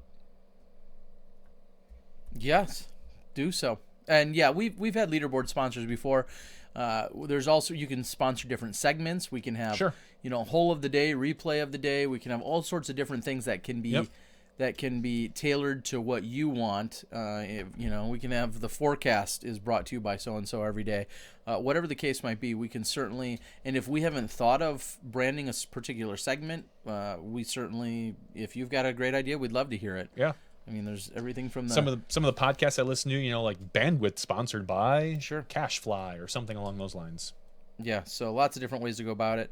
And just coming in on my Facebook feed, Kelly Young, congrats. It looks like she's expecting. She's posted it on Facebook, so it must be real. So Kelly, we know you and Lenny listen in occasionally, so congrats. Looks like you're expecting in 2016 in August. So congrats. Very cool. All right. We have a few other people reaching out regarding our specifics onto the... Let me take a quick look. Sorry. Specifics as to shipping out some stuff. Someone had asked a question about... what did they... I don't know. Are you believe- talking about Joe? No, somebody had specifically asked regarding still contacting us if they haven't received something. Yes, that it was Joe. That was Joe. I said reach out to Terry. Joe, I thought I sent you stuff, but maybe I didn't. Reach out to him, scream at him, yell at him if Terry hasn't gotten. We're going to use the spreadsheet for all of our future ones, so we can keep that moving from here on out. Then we'll have a record. Yeah, then we'll have a record, so we can look back and say, "Oh, you don't get that prize." Or, "Oh, sorry, Michael Gibney, you can't win every week. It's great you're quick, but you can't win every week. We'll have a limit on it." One thing that I alluded to before we ended the podcast earlier is that tomorrow night in the Milwaukee County area, here in Milwaukee County, Wisconsin, they are having a disc golf appreciation night. And more specifically, this has come about because, as you heard on our podcast last year, we here in Milwaukee County moved to a pay-to-play system where they took 4 or 5 of our courses. I think we have a 27-hole course. We have a couple 18-hole courses, 3 or 4. And then we have, I believe, 2 9-hole courses plus a couple other practice areas. And they made all the regular courses, 18-hole courses, pay-to-play. And every year, someone within Milwaukee County goes out and recognizes an organization. It could be a Friends of the Dog Park. It could be whomever. Well, this year, conveniently or coincidentally, however you want to say it, they are recognizing the disc golf after the first year of us being pay to play. And so it's a gesture. It's something they do every year where they pick various groups to basically thank and appreciate. And it just so happens to be disc golf this first year. I think they would appreciate us. Rumor has it that we, the disc golfers, in fees, daily fees, and in annual fees. Rumor has it that we generated over $100,000 for disc county parks. 4 county parks. And then thanks to Nick Seidler and a few other people at the local college, their club also got an amendment to, or a clause or something added to some of the wording and the verbiage in there saying that every dollar raised from the disc golf would go back into a disc golf budget. So it would be very quick and easy for them to say, "Oh, well, we raised $100,000 and thanks, we're going to take 90 of it and put it into our general fund or whatever. But they had it specifically added later to say that all monies raised would go back into disc golf. Now, so we'll be at this gala, this appreciation night tomorrow night, along with a bunch of other vendors. They invited up to 200 people, and there's going to be some free beverages and some appetizers and some other things. And we're going to be there set up as Smashbox, just really hanging out. There's going to be vendors trying to peddle crap and discs and stuff. But we're going to be there just kind of hanging out and talking with people that, want to reach out to us in any capacity. But that's what's going on in Milwaukee County tomorrow night. Kind of a big deal. What were you going to ask then about the... I was going to say, so let's just say we profited $100,000. And that has to go back into disc golf. Yep. And one of the first things they did prior to... They committed and they purchased 27 brand new baskets from Innova. They purchased 27 brand new baskets right away and put them in April or May. So before really very much money had even come in, they already committed to making the purchase of 27 new baskets. But go on. Yep. I was going to say, how is that, not necessarily how is that checked, but what does that all include? Does that include, do you count mowing the course for that? Do you count, no, because a lot of people are going to think, oh my God, there's $100,000 out there for disc golf. Or even if, let's just say it's half that because there's $50,000 out there for disc golf. That's at least 2 new courses or, things like that.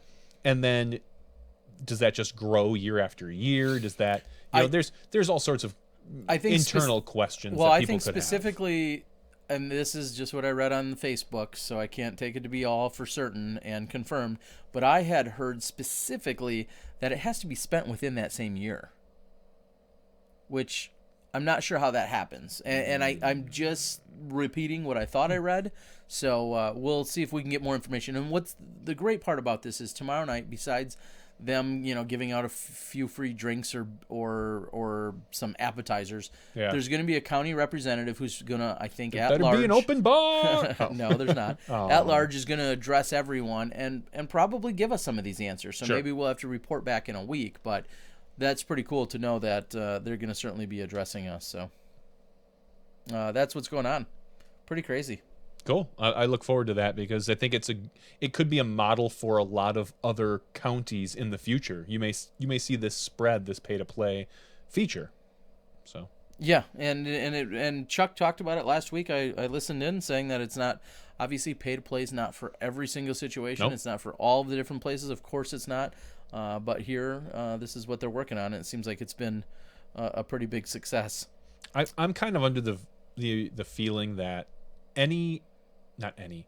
if you do pay to play in your county, 18-hole courses for sure, 9 holes probably not. That's kind of that's a good general, or 18 holes and up, we'll say, because I know Dretzka has 27. But, if you have a 9-hole course, really pay to play on that, even if it's a nice 9-hole course, those that kind of qualify under, your beginner, your learning, those tend to be that style 9 times out of 10. So, but yeah, and I think we're going to continue to see those. Those are going to continue to grow in various places and even within this community. Some of the questions talking about our pass. Our pass was in fact $40 for the whole year, or it was a $5 pass for a single day pass. One thing that I thought as part of the transition is I don't think they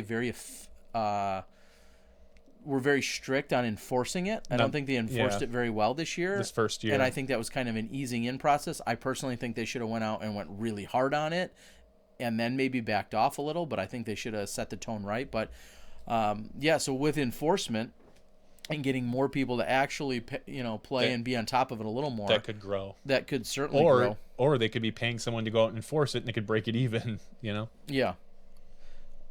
So trying to keep up, so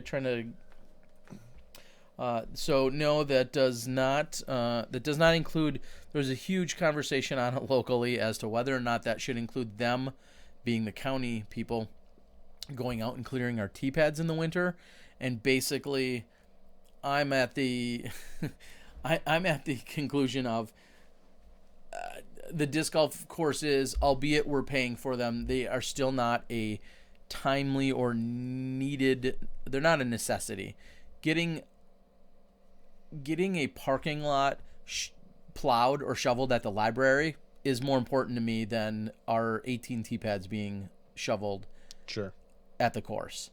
And one thing that we have to learn and adapt to is that just because there's pay to play doesn't mean that there still can't be volunteerism. And I think that's what a lot of people think is that, well, okay, I no longer need to do anything for my local community.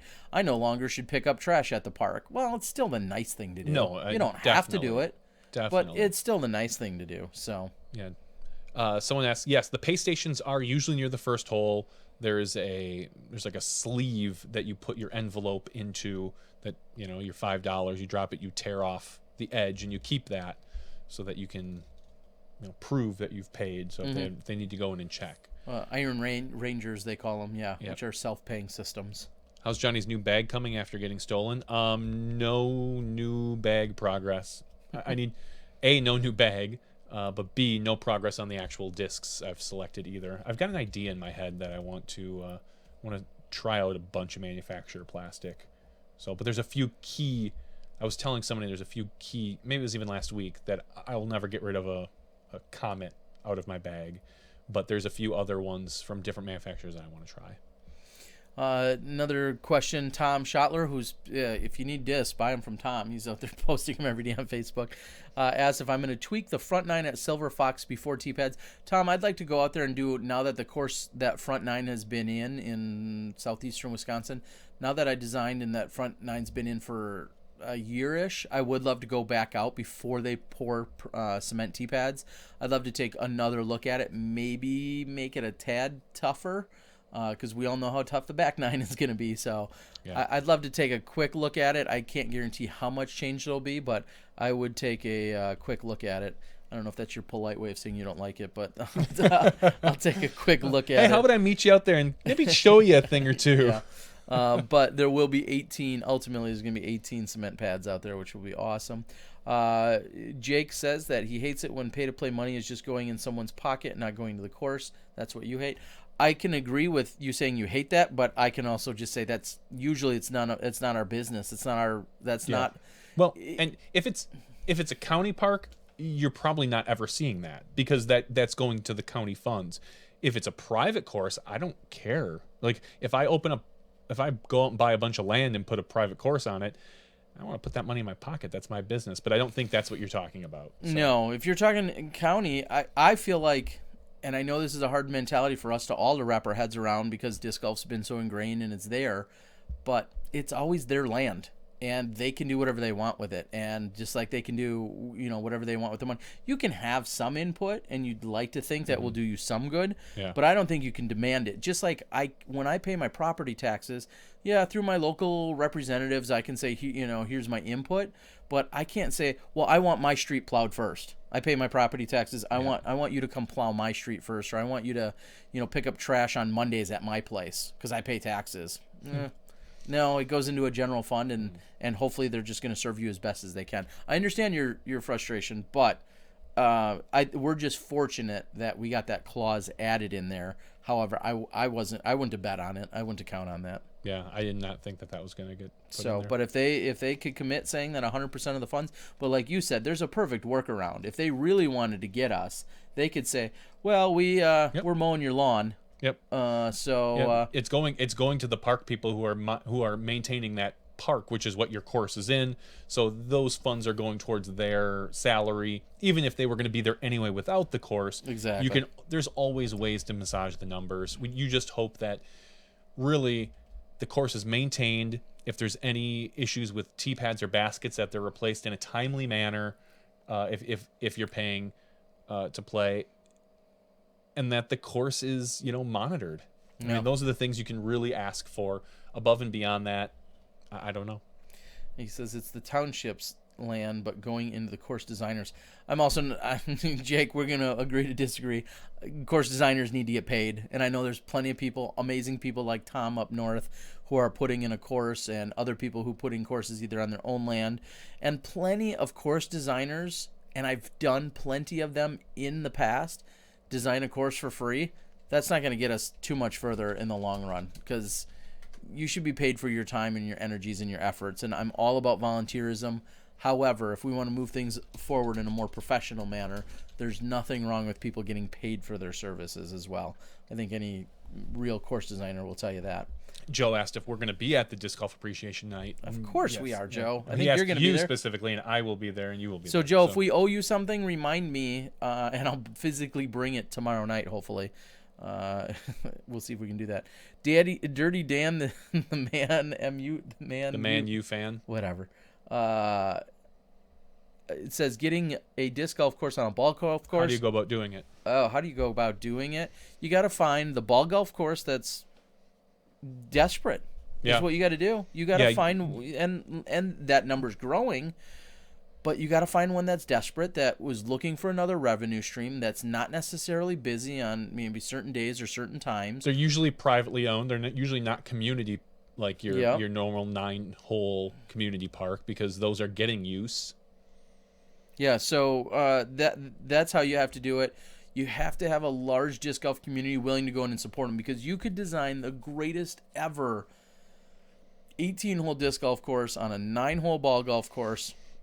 It could be phenomenal, just this great layout, which is usually tough to do on a ball golf course, this amazing layout. But if you have you and 6 locals that go play it all the time, they're not going to care. They're not going to see a return on their investment.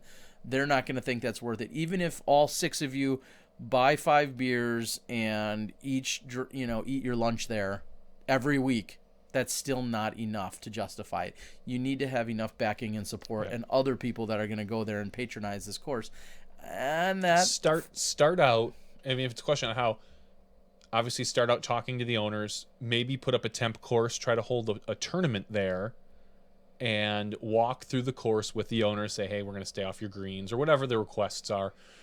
Because if you can show up and say, hey, I've got 75 people to show up on a Saturday morning or a Saturday afternoon during their slow time, that's way more incentive for them, and you have to set the expectations that, hey, we're not going to get this every week, because we're not going to hold a tournament here every week. Maybe they want you to do leagues on a Wednesday night or something along those lines. But you understand that ball golf is always going to take precedence, because they're going to probably getting paid more for it. So, but it's a start. I would say start out with like a temp course tournament out there, and show them what the potential is.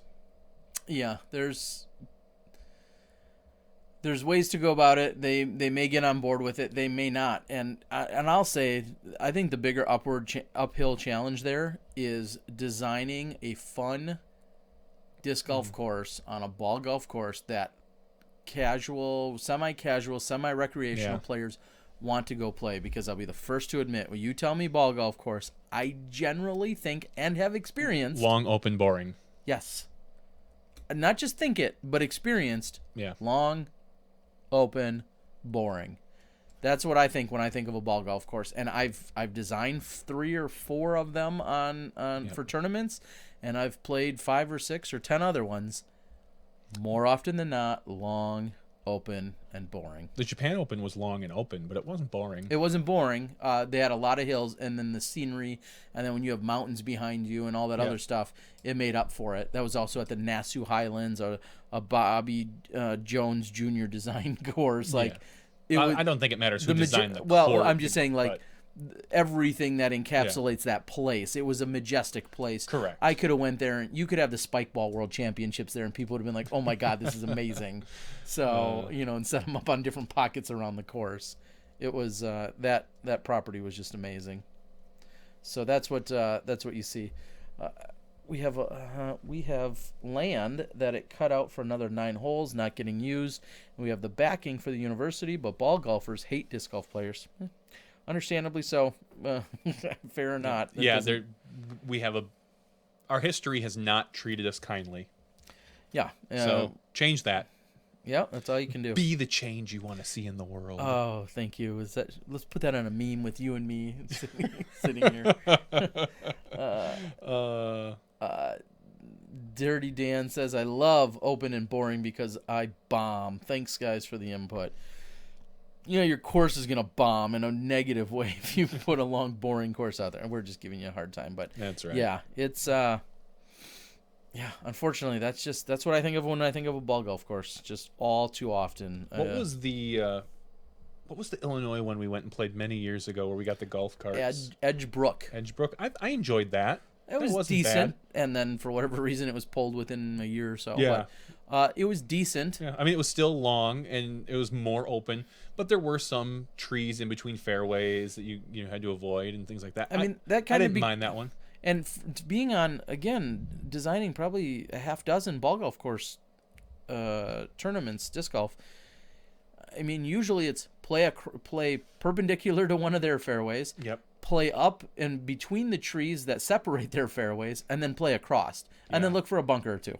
That's that's pretty much what they have to offer. Yeah, no, I understand. I mean, it's just we're two very different, games in that sense in terms of the elements we're looking for, and then you throw over every piece of water you can find, every body of water you can they've got find. ponds and everything. You work on that. So that's about all that we can do. Urban tournaments are cool, but hard to organize. I haven't played in one, but I got to tell you, I'm dying to do it. I want to get down to the one that Schwebe's been at. That looks like a lot of fun. It seems like the 2 or 3 I've seen have been in North Carolina, South Carolina area. Those have been the main ones that I've seen. I would be all about filming one, playing in one, whatever it might be. It would be pretty exciting. One thing I was disappointed to see today was that the GoPro games next year in 2006 or this year 2016 are the same weekend as Beaver State Fling, and I don't know that I'm going to have any part in either, but I can tell you. And where are the GoPro games? Are those going to be in Colorado? Vail-ish area, somewhere in Colorado. I would love to go to the GoPro games. It looks like a lot of fun. Obviously, there's a lot of things going on. We know Emerging Sports Disc Network. They were out there. They covered slacklining. They covered, disc. I don't think they covered disc golf. They covered slacklining there. And I know Steve Dodge from Vibram has a very active part in it, and so on and so forth. If I'm not at Beaver State Fling in any capacity, I want to be at the GoPro games. I think it just looks like an amazing event to be at, really cool, to be part of. So that's something that's pretty huge as well. Any thought on the minimum amount of land needed to run at least a break-even private pay-to-play course? That comes down to it comes down to your trees more than anything for me. Yep. We always generically have said, you're looking at 1 to 2 acres per hole in terms of disc golf, and I think that's on the small side, of course.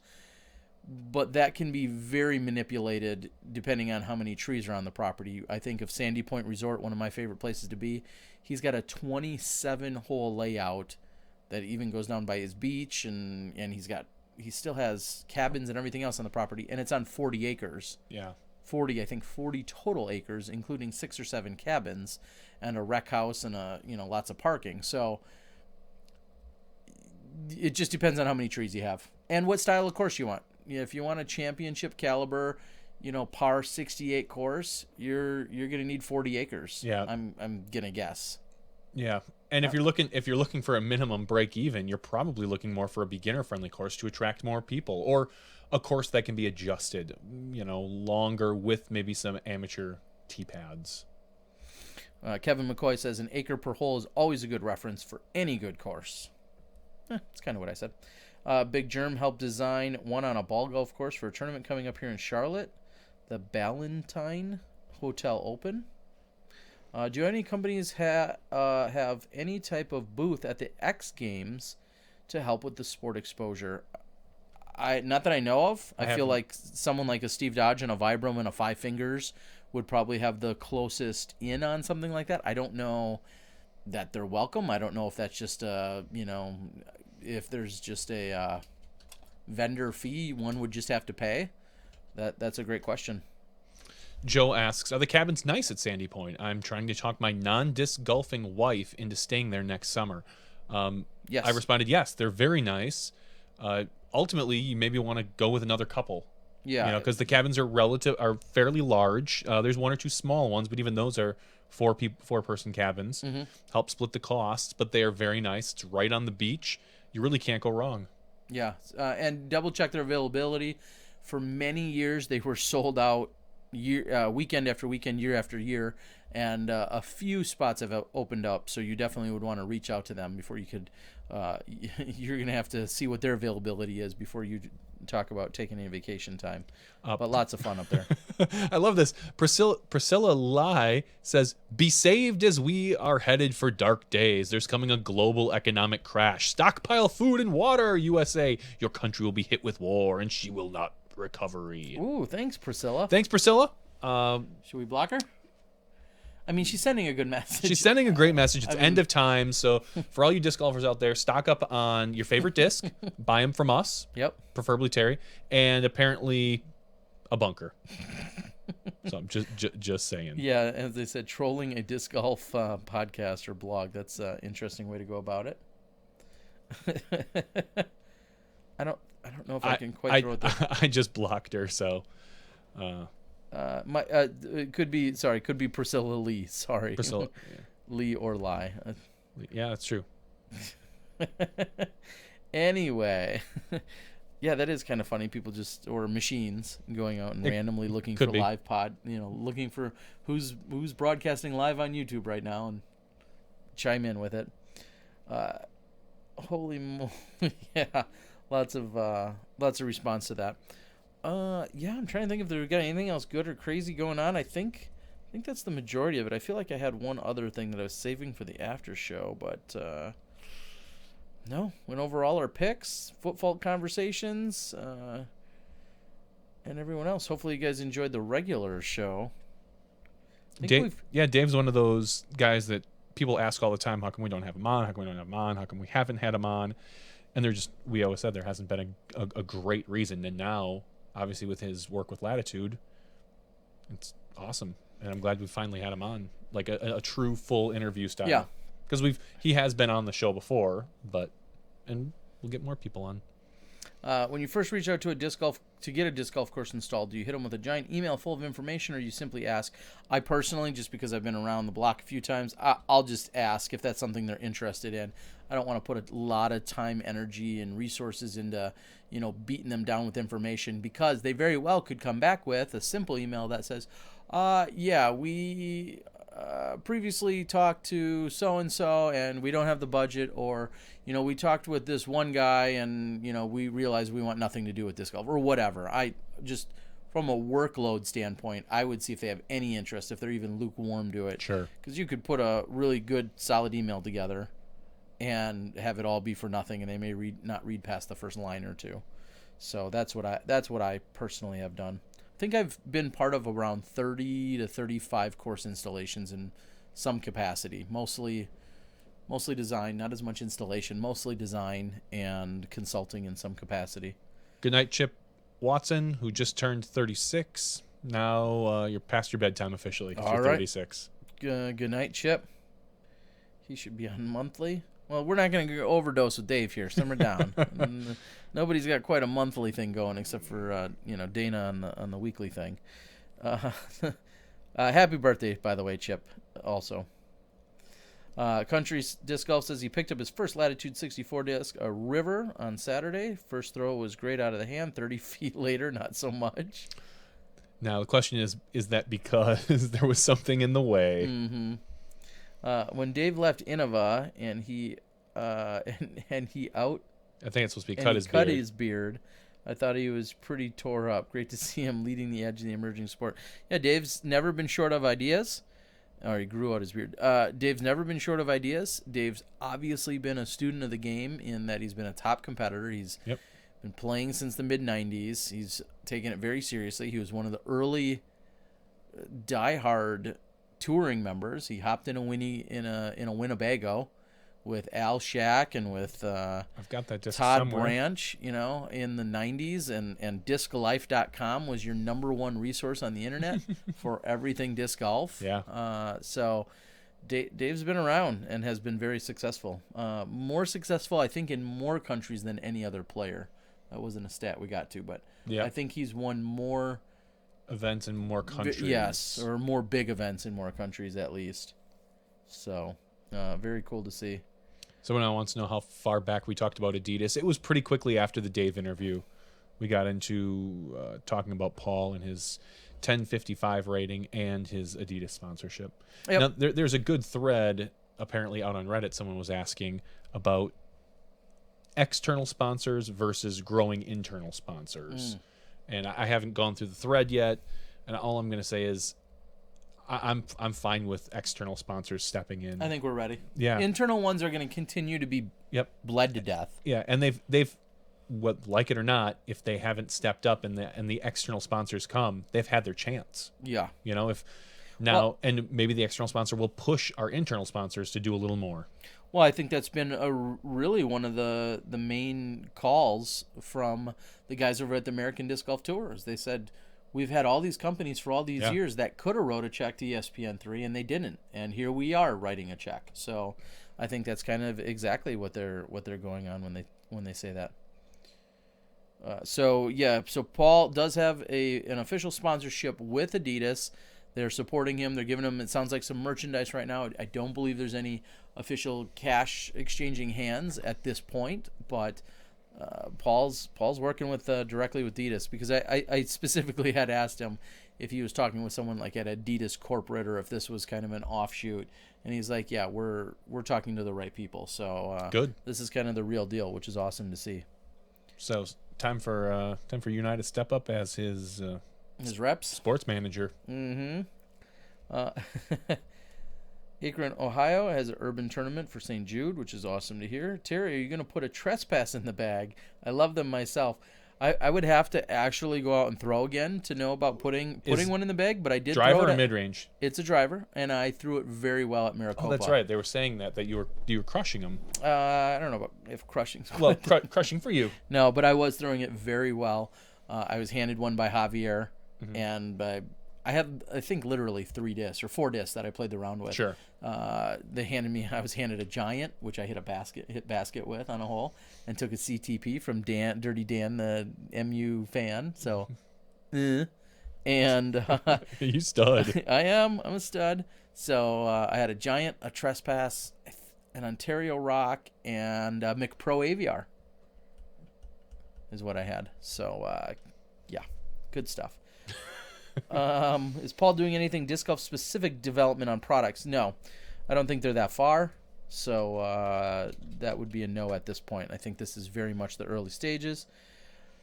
McCoy says, I'm trying to get a sponsorship from Jeb Bush Presidential Pact. They obviously have millions to waste. That's an idea. Good luck with that. As we're seeing in Wisconsin particularly, it's very expensive to run for president. There's a lot of rumors Scott Walker, who was a presidential candidate and is our governor, and doesn't live all that far from where we're at, really. No, he's in Tosa, He's so within all 5 miles, 10 miles a year. Yeah, say 5 to 7 miles from here. Is apparently selling his house and downsizing, as they say, because the kids are out, and a lot of people are saying it's probably because he's put himself into a little bit of debt running for president. No one knows for sure, but because he is putting out a lot of emails asking for more donations, which will cover his presidential bid. That he's already withdrawn from. That's so, it's like asking for tournament sponsorship after you ran the tournament. Yep. I'd like to give him more. That's tough. So, and again, that's all politics. But it's interesting. So, that is pretty crazy. Wow. I had heard he was selling his house. I didn't hear of any of the other speculation or rumors that again went along with it. All speculation and rumors. His kids are out of the house now. He's the same guy that packs a brown bag lunch every day instead of eating on the taxpayer's dollar. It's good. So yeah, something to be said there. All right, Kevin James says, I told you already, it's all about the Challenger. All right, I'm excited to see the number of retailers, both online and physical, offering player sponsorships. Even if it's just a small discount or entry fee, it is great to see. Yeah. About the number of retailers. So maybe someone like a Disc Nation or someone like that, like an online retailer, or even a brick and mortar retailer. So. I'm sponsored by the Waffle House. Shout out to the Grand Slam. Word up. I thought Denny's was home of the Grand Slam. Denny's is the Grand Slam. I don't know what the Waffle House does. Yeah, I'm just saying. I've only been to like 3 Waffle Houses. Yeah. We went USDGC. There's one right there, and I think we went to one on spring break many years ago. Good, I called it. Wrong franchise. Maybe unless Waffle House has their own. I just wonder who's. I can't imagine that. I bet you Denny's Grand has. Slam. That's got to be It's trademarked. got some sort of trademark. Yeah, that's got to be Actually, I'm positive that it's trade. They have all sorts of really dumb words trademarked actually over at Denny's. Because the last time I ate there, I remember thinking that. Is anyone going to buy Disc Golf World? Good question. Is that? Oh, it's for sale. Yeah, it's for that's sale Right. Oh, that's in right. Kansas It's the Rick City. Rothstein. That's right. I knew that. It's for sale in Kansas City. Good question. I don't know if anyone's gonna purchase that or not. Why have there been 9 thumbs down in the last 2 weeks? Who does that? I don't know who does it. It was probably all for my after show. Or Priscilla. That's what Could we're have gonna been say. Priscilla. Priscilla Lie. Yeah, not sure. It's so weird to me. I just like when the people go out and thumbs down my video blogs. Yeah. There's 98 thumbs up and one guy's got to give me the thumbs down. I think it's just the guy that always just feel like, oh, I'm gonna be the guy. Yep. Even if he or she may or may not even Be the first one. Well, I just want to be the guy. It's time this guy deserves a thumbs down. I get the first one. Like, Sure. oh, look, there's 50 thumbs up and no thumbs. Like, all right, no, I don't think so. Thumbs down. I kind of almost get that. After one, you're not the guy anymore. Like, Yeah. oh, great. Someone's already thumbs down it. So. Jake says he did it. Jake. All right. The local tourney series TD went to Dick's and Academy Sports to try and get sponsorship, was turned away saying they were corporate and didn't sponsor local events. I could see that. Yeah. And then, I mean, again, every community is a little bit different. That's where like a Play It Again, for those that have them in your area, Play It Agains are usually great because Play It Agains are usually locally owned. They're all franchised. Yep. I think almost all of them. And so if you went in there and talked with an owner, they may be more susceptible to getting on board with you because they can make those decisions themselves and if they want to get involved. So I think that's why you see a handful of tournaments sponsored by Play It Agains. I'm sponsored by Pokemon. Wouldn't that be great? That'd be great because they're owned by Nintendo. Yeah. So. Yeah, that's- I'd be okay with that. That's all we've been doing lately. More Pokemon with the little boy. Does Nintendo have a new system out? Not When's yet. the last system they came out with? The Wii U. The one? The Wii U. The one, that's Xbox. Okay, whatever. The Wii U came out 4 years ago, I guess, technically now. I think. Oh, wow, that long ago. 3 to 4 years And they don't ago. have another one out? Not yet. No, like they're saying this new console generation may last like eight years for the Xbox and the PlayStation because there's so much R&D put into them that they might have to go 8 years. Whereas if Nintendo tends to cheap out Put more crap out quicker? Not necessarily. They put their stuff is like it's I hesitate to use the term cheaper. It's less expensive because they're not always bleeding edge. So they can afford to put systems out a little more frequently, and they're going to be announcing a new system this year, probably at the E3, the Electronics Expo and whatever. So everyone's curious. It probably won't drop until 2017, but and knowing Nintendo, it's going to be something crazy because they always do. But I can't argue. I'm a Nintendo kid growing up, so give me my Mario, give me my Zelda, give me my Metroid. I'll sit and play until I get bored. Nathan Lee sends me a private message from Australia. Nathan, how you doing? Nathan and Carmen, I believe, sends me a private message saying, "Still going?" When all you gotta do is click on the button. Yeah, and it would have been quicker for you to click on the link, Nathan, than to send me a message asking if we're still going. But yes, of course we still are. Yep. I did see that Pokemon is going to actually have a Super Bowl commercial. Yeah. And because it's their 20th year, so I've been hearing about it from my boy. February 27th, I think, is like National Pokemon Day.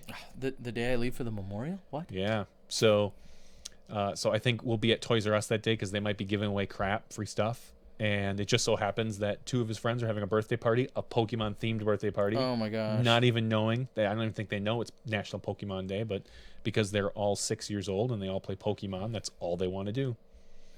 So Pokemon has clearly withstood some test of time. 20 years, yeah. And I was thinking, why do you suppose that is? Me being a guy who knows almost less than nothing about Pokemon, why do you suppose this longevity has happened? I don't understand. I don't know. Like, Oh, so Country Disc Golf says his 5-year-old son's in love with TCG now, which stands for the card game, TCG. And yes, my 6-year-old is totally into it. And we go to the Pokemon League at our local board game store like once every week or two. No, sorry, week or two. Every 2 or 3 weekend? weeks. We'll head in there and he'll sit and play for 2 or 3 hours against these boys that literally it's like baseball cards to them.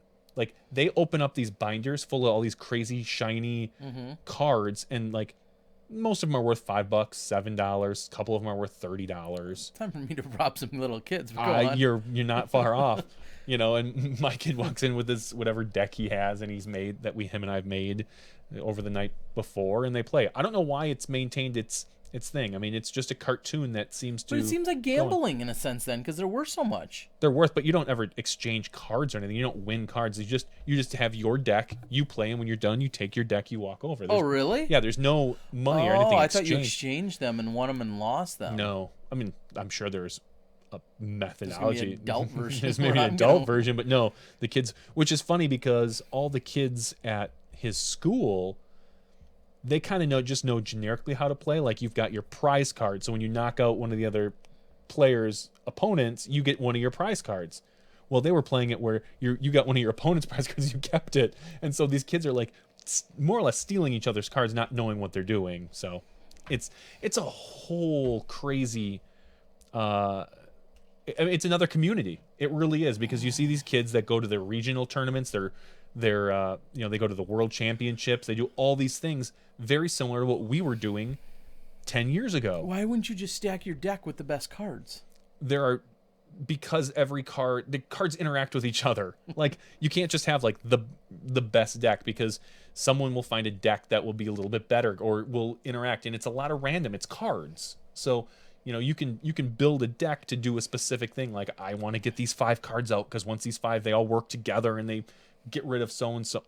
Again, I understand about 70% of what's really going on. But your kid gets it all.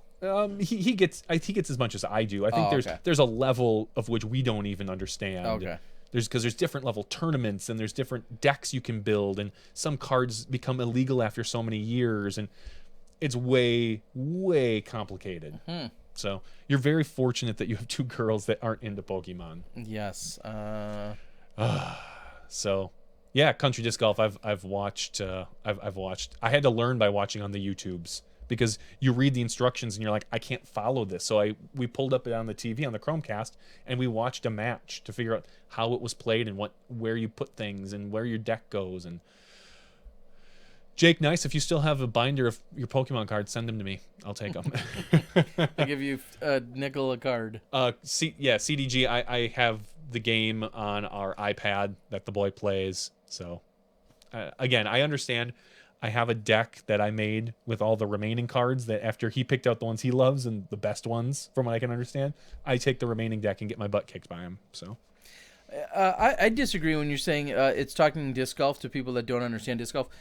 Disc golf has a very simple principle. When you just say it's golf, but with a frisbee, if you really want to break it down, and you're just trying to throw into an above ground target, that's relatively simple. Now, describing our basket, describing all of our different discs, and those things can get more and more intricate. But at least, I guess if you said to me it's like playing bridge but with Pokemon cards, that would be great, assuming I know how to play bridge. Yeah, or whatever. Assuming, obviously with cards, there's so many different card games. I could tell you it's like Magic the Gathering. Yeah, which unfortunately still means nothing. Yeah, but passed us by because it was, Pokemon's 20 years old. I think Magic is a little less old. I don't know if it's a little older or less old. I'm not sure. But we were a little too old for that. We missed that. We were still baseball card kids. I was just going to say, because I know a local disc golfer who said he's older than us, and he's in his 40s, and said he put away his Magic the Gathering cards, but he said, well, recently I got back into it, so if anybody's got cards, I'm playing again. So I got to wonder when he got into it. It's funny because I look at these kids that go to this league, and again, my son's 6, but most of the guys that are there are between, I would say, 16 and 25. So there's kind of that age. There was one guy next to me who's 29, and he was joking, and he's like, he looks at me, he's like, well, at least you have an excuse. You have a 6-year-old. He's like, I'm 29, I'm playing poker, and he knows it. Like, Okay, good. He understands that it's not the coolest, and he says he's really into other card games. He's a card game kind of guy, and this is just one more card game to play. But card games it's with kinda like 6-year-olds on the weekends is what he's into. the funny thing is they don't ever, those boys don't play with my kid because they literally they open up their these binders full of these cards, and they're all worth, it's like watching rec players sit and ogle at each other's discs. Okay. And they do this every week. So I see the same people look at the same cards every week and be like, oh, do you have this? And I'm thinking, you looked last week. How do you not know what he has? It's not like it's been a week. Has he Where traded him? Where is he acquiring more of these cards? Now, So, do they? it's now I want to really know funny. too much, but do they lose value based on their condition? yes. Okay, like a regular card. Like a regular card. And then it's kind of, I would hate to take them out then. you put them in protective sleeves. You play with and then them in you just- sleeves. Wow, like that these sounds like plastic great. sleeves. That's like always going to all the nicest people's houses that have their furniture Yeah. in And plastic. And the funny thing is, like, certain cards are more valuable because they're used in tournaments. Like a specific card that might be better than the other ones. Like there's one card that lets you, when you play it, it lets you draw more cards. So that's a really valuable card because you want to have a wide selection of cards. It is ridiculous watching these kids play. well, I mean, it's obviously again, just it's- all generating money for it's- Pokemon. Is all it's really doing. Of but- course. But I try to equate it to like watching to disc golf. Like I'm sitting there watching these kids play, thinking like, and the only reason I say is because when I go there's a disc golfer that we know very well that plays, and he's very good. He says he goes to these regional tournaments and things like that. So, him and I will sit and talk disc golf while we're there, and like watching these people play, I think this is just another community like us. They go to these big events. These young kids go to these big events and they trade cards and they get these promo stuff and they have their fly mart and it's all the same. It's just a different avenue to communicate. I think I've heard enough Okay. for the rest of my life. I say Sean says he's glad he missed the Pokemon generation. I thought I was too. Well, I mean, it says something. And after 20 years. and my kid's into it, and he's dragging me into it. So, and I feel bad because I watch my kid sometimes. He'll just get, if these boys play down to his level, and whatever, they know all the meta, all the extra, like what's really hot right now, what's winning, and they crush him. But I feel bad, like, oh, my kid's not winning. I want to go out and buy all these really nice cards, but I'm not going to drop $100 on all these cards, Yeah. because I don't care that much. So I get frustrated. But then again, some of them are really nice. One of them just gave him one of these really nice cards, traded him for like a crappy card. It'd be the equivalent of me handing you a DX disc and you handing me a CE disc and saying, well, Here you go. You here kind of suck. Try to get better. Try to get better. And that's what he said. So, Awfully nice. yeah. Not bad kids, just a little. Some of them are a little weird. I'll say that. Well, Like you don't. I don't think you needed to say that. No, I think yeah, I it would've- goes without saying, I but- would have come to that conclusion But on my own. you look at some of them and you think, oh my God, you are going to get beat up in about 3 years by everybody. or as soon as you walk out of this No, place. yeah, or by Terry taking your cards. Yes. So. Give me your cards and your candy. Anyway, wow, that's pretty crazy. Yeah, well, you already know. Yeah, you should just swing by some Sunday when we're there. Yeah, I mean, I'd be interested only be. Yeah. Unfortunately, my entrepreneurial spirit would probably start running as to different ways to go about it. But Yeah. yeah, it's one way to go about it. And how long does this last on Sundays?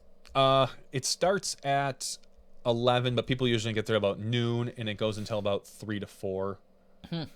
Okay. That sounds interesting. Yeah. Well, to some degree. All right. I don't know if we have much else. I don't know if we got more questions out on the board or not. Now that we've all I know. I think killed you. I think we've drained the room We've of any squashed. disc golf questions. We have 79 people listening to me talk about Pokemon now. This is our new Pokemon podcast. Oh my gosh, no. We're gonna talk about all the different Uh, Pokemon. next week, I didn't say this in the regular show. You don't even know it, but I think next week, one of our guests will be Johnny Harrison. He's a huge tournament director and Plastic Addicts owner of Plastic Addicts in the Peoria, Illinois area. But he is going to be hosting a number of amateur based tournaments. Okay. And I know he's running a whole series, and it sounds pretty cool. Mainly in the Illinois region, but we're going to have him on briefly because he wanted to talk about a few of those details. So we're going to give him a little bit of a platform to do that. So we'd love to have him join us next week. I don't think we have a specific featured guest just yet, but I've got a few ideas in mind. So we're going to be talking about that. 30 inches of snow. Yeah, plenty of snow out on the west coast or east. Sorry, the east. Did you see the guy? This brings me to two other videos I saw this week. The guy that was snowboarding behind. He was doing some skiing and snowboarding behind a car out in New York. Briefly, and then I was just like, "That's dumb." Yeah, I thought it was kind of funny. Actually, three videos. Then the other one that I think of is in San Diego. Did you see the guy that has like this modified dune buggy that was out just terrorizing San Diego? Nope, didn't Yeah, see that so at he's all. got like this modified buggy, dune buggy sorts. It's truly all terrain in that it's going up walls and it goes everywhere. And he and some friends maybe or some other production company went out and they show him basically, and I use the term terrorizing, but just driving recklessly all over these different spots in San Diego and then recorded it and posted online. That's always smart to do. So I thought that was interesting. And then really, I don't know if it's a feel-good story of the day or not, but what I did really like was and I was wondering if there's a disc golf equivalent, which brings me full circle here. The cop that was called to, I believe it was down south, he was called to a residence because some kids were being quote-unquote loud and they were playing basketball. Oh, sure. So he gets there, and instead of yelling at them or ticketing them or whatever, he sits and plays some pickup basketball with them. That's cute and all, nice. Yeah. Talk about a way to, I think change your perception about a police officer. Yeah, reach out to the community. Exactly. So he does that, and then he says, I'll be back with some of my friends. I'll be back tomorrow with some of my backup. Some of my, cop friends. I'll be back. Down in Florida, right? It might have been Florida. Pretty sure. And then next thing you know, he shows up, and actually, it's according to the story that I saw on the internet, so it must be true, Shaq reached out to them because he had seen the original video. So Sure. Shaq reached out to the cops and then showed up. And he's a sheriff, you know that, right? Like Shaq, like he went through the little schooling or whatever. He and supposedly has his MBA and all sorts of other things too. Yeah, or his doctorate. He might even be a doctor. I don't know about that. Maybe he is. Unless the memes are wrong. I think he's seriously. I think he's listed as having his PhD. It might be in business or something. Could be. He's not as dumb as he sounds. Let's put it that way. Yes, that would be a good way to put it, or can sound for sure. So anyway, I thought that was kind of the feel-good story that, Shaq showed up and, he had a good positive message with all these kids, basically respect your elders, listen to your parents and Sure. stay in school and get good grades. So I thought that was pretty cool. Question Sean had just asked is if we will be at La Mirada for the Disc Golf World Tour. Not in any capacity that I know of. I've reached out. I personally reached out to Jamie from Spin TV, and I said, do I need to keep my schedule open for anything, Smashbox or Disc Golf Guy wise? And he said not to worry about anything. So it sounds like they're going to have things covered in what capacity. I meant to bring it up with Dana. Dana pointed out they're now an AX event.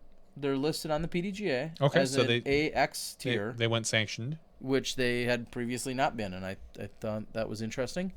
Yeah, you have to wonder, and it's going to sound bad, but if there's any backpedaling, so to speak, about the or refining of decision making, we'll say that, like thinking, well, maybe it's best if we sanction it, and or I don't know, or maybe it was just something they'd always planned on doing, and they won't sanction some of the overseas ones. Well, I don't know. All I know is there was an A tier not far from where they were. And the A tier had put in the date back in September, October when you were supposed to, and then this was announced, and it wasn't sanctioned until literally a few days ago. So the timing of that, I'm going to say, is a little suspect, personally. That's how I feel. It is what it is. It says it's an AX, which is awesome, but just the timing of it seems a little off to me. Someone's asking about apparel. They can reach out to you. Yeah, we really don't have much in terms of apparel, but I think Not you're much left? Well, we don't. Oh yeah, I'm sorry. Yeah, we have short and long sleeves. I guess I was thinking that we'll have a wider scope of things later in the year, probably. Yep. We'll work with Miles at Paragon to do something. But yes, right now I have short sleeve dry fits, and long sleeve super soft. So reach out to me and we can make something happen. Jake says he got one, and he wears it. Jake, send us a picture, buddy. I know I had sent one out to you, so send us a picture. We'll post it on the Smashbox page. Yeah. Yeah, we saw Keith Vance post his. Yep. So. And and Ronald says that Shaq gave everyone $100 before he left, and that they had to make a shot. Well, he basically let them keep shooting until they made it, because I don't think he was going to single. Because you shorty don't get $100. Well, one kid was struggling with trying to make the shot, and I think he gave him 3 or 4 opportunities. He's like, "Oh, I think I heard somebody, distract you. Don't do that." And then he let him shoot again. And so ultimately, every kid got to walk away with some money, which is pretty. I wish Shaq would show up in my neighborhood and start handing out hundreds. I'd be okay with that. You live in a nice area. I'd still take it. Not like slumming it when you come down by me. No, I'd still take it. So that was pretty cool. So I thought that was some interesting. I wish I would have brought that up with Dana. I know Dana's going to be at the World Tour event, and I know that a lot of people are going to be at that event. So yeah, well, I was going on that. I saw that there's still spots open for the World Tour event. So for the La Mirada, does it open to every? It's open to. I'm fairly certain every single person right now. And that I think they said they were going to update the but not about below 940. I think every person. Wow. I think. That's interesting. If I click on tour, qualification points, rating systems, I don't got time for all that. I wish it was a click or two quicker for me. Yeah, but we'll check I it saw out. I saw UC post something just recently about. I think it was UC. Entry fee is $150. Yep. The format is 3 rounds of 18. Field is marked at 144 players. Winning share, it says $2,500. Okay. So entry fee is $150. That's right in line with like an A tier / almost a national tour amount. Oh, sorry. Phase 4 closes Thursday, January 28th. So I don't know exactly what Phase 4 is. If that's clearly the 4th tier of. So it looks like there's 115 players registered. There's 144 spots open. Okay. My guess is that maybe after Phase 4 they go to just flat out open registration. I'm sure it should list somewhere what that exactly means. What if you clicked on? It would, but that's me clicking around and. Well, I was gonna say if you clicked on the actual registration there. Well, that would be easy and obvious. Okay, so the various phases, and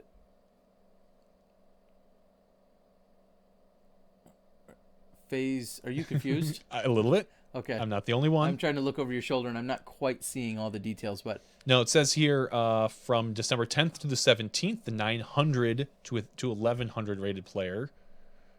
It's like backwards. yeah, I'm definitely confused. But January is for 9. Oh, maybe that means I don't know. That it's confusing. I'll say that. Sounds like you just have to be 900 rated. As of, I don't know. As of it looks like I would assume the 7th through the 28th. 900. I bet you that's supposed to be 1,000. I bet you it's supposed to be 1,000 to 1,100 rated. Is that day? I bet you that's just a typo. 970 to 1,100. So the 970 and up is phase 2. 940 and up is phase 3. I'm assuming phase 4 ends January 28th. 900 rated and above. So more or less every single person that really wants to play can get in at this point. And so they have about 30 spots remaining. Okay. So Shaq does have his PhD from Barry University, so there you go. No big events outside U.S. and Europe this year. So shocked they all aren't filled. No Aussie or Japan Open to take money. I don't think you're going to see any of those other ones fill out by. Well, I'm not sure that registration's available for all of them. I don't believe it is. I don't believe that it is. But you're not going to see it fill with U.S. players. You're going to see. We should guess numbers. No more than 25 U.S. players I was going to say 20. rest. I was going to say 20. 20 to 25 U.S. players at the rest of these events. Of course, excluding the U.S. At the rest of the Yeah, the 3 overseas events. I don't think you'll see even maybe 25 players. That's just my guess. Terry, you should play and have your round live, is what I'm guessing that says. Yeah. Terry was going to say something about tomorrow night. Just that tomorrow night's Disc golf appreciation night here in Milwaukee County. Milwaukee County. Johnny V and I will be there. We're not going to be doing anything No. in terms of live, but we'll be No, there. maybe we'll Periscope. Yeah, maybe we'll do some periscoping. We can't let Bobby be the only big Periscoper out there. Yeah, I know. He's good at it. Disc Golf Live does some Disc Golf Show does some periscoping. Oh, do as they? well. Okay. Every once in a while, they'll do some periscoping. They periscope their whole show as well. So if you wanted to, Oh, really? well, yeah, watch their That's cool. or jump in. I don't you think could I certainly noticed do that. Yeah, you could certainly do that as well. All right, ladies and gentlemen, I think we're getting to be about that time. So unless you have anything really critical or pressing, we can start wrapping this bad boy up. Please remember to go out to iTunes and Stitcher and rate the podcast 5 stars. Don't bother writing a review. Nobody reads the reviews. If you want, just write what your favorite disc is. Yeah, and rate 5 or rate nothing. It's that easy. Yes, the higher we are rated, the better our discoverability, the more people that could get turned on to the podcast, etc., etc., So etc. they could get some of this. They want some of this. Something like that? No? No. Happy Australia Day, too, Nathan says. Guessing it's still, yeah, well, it's not technically the 26th. We just flipped over in the last 36 minutes. Mountain time it is. Mountain and... So happy Australia Yep. Day to you too, buddy. Yesterday. Something like that.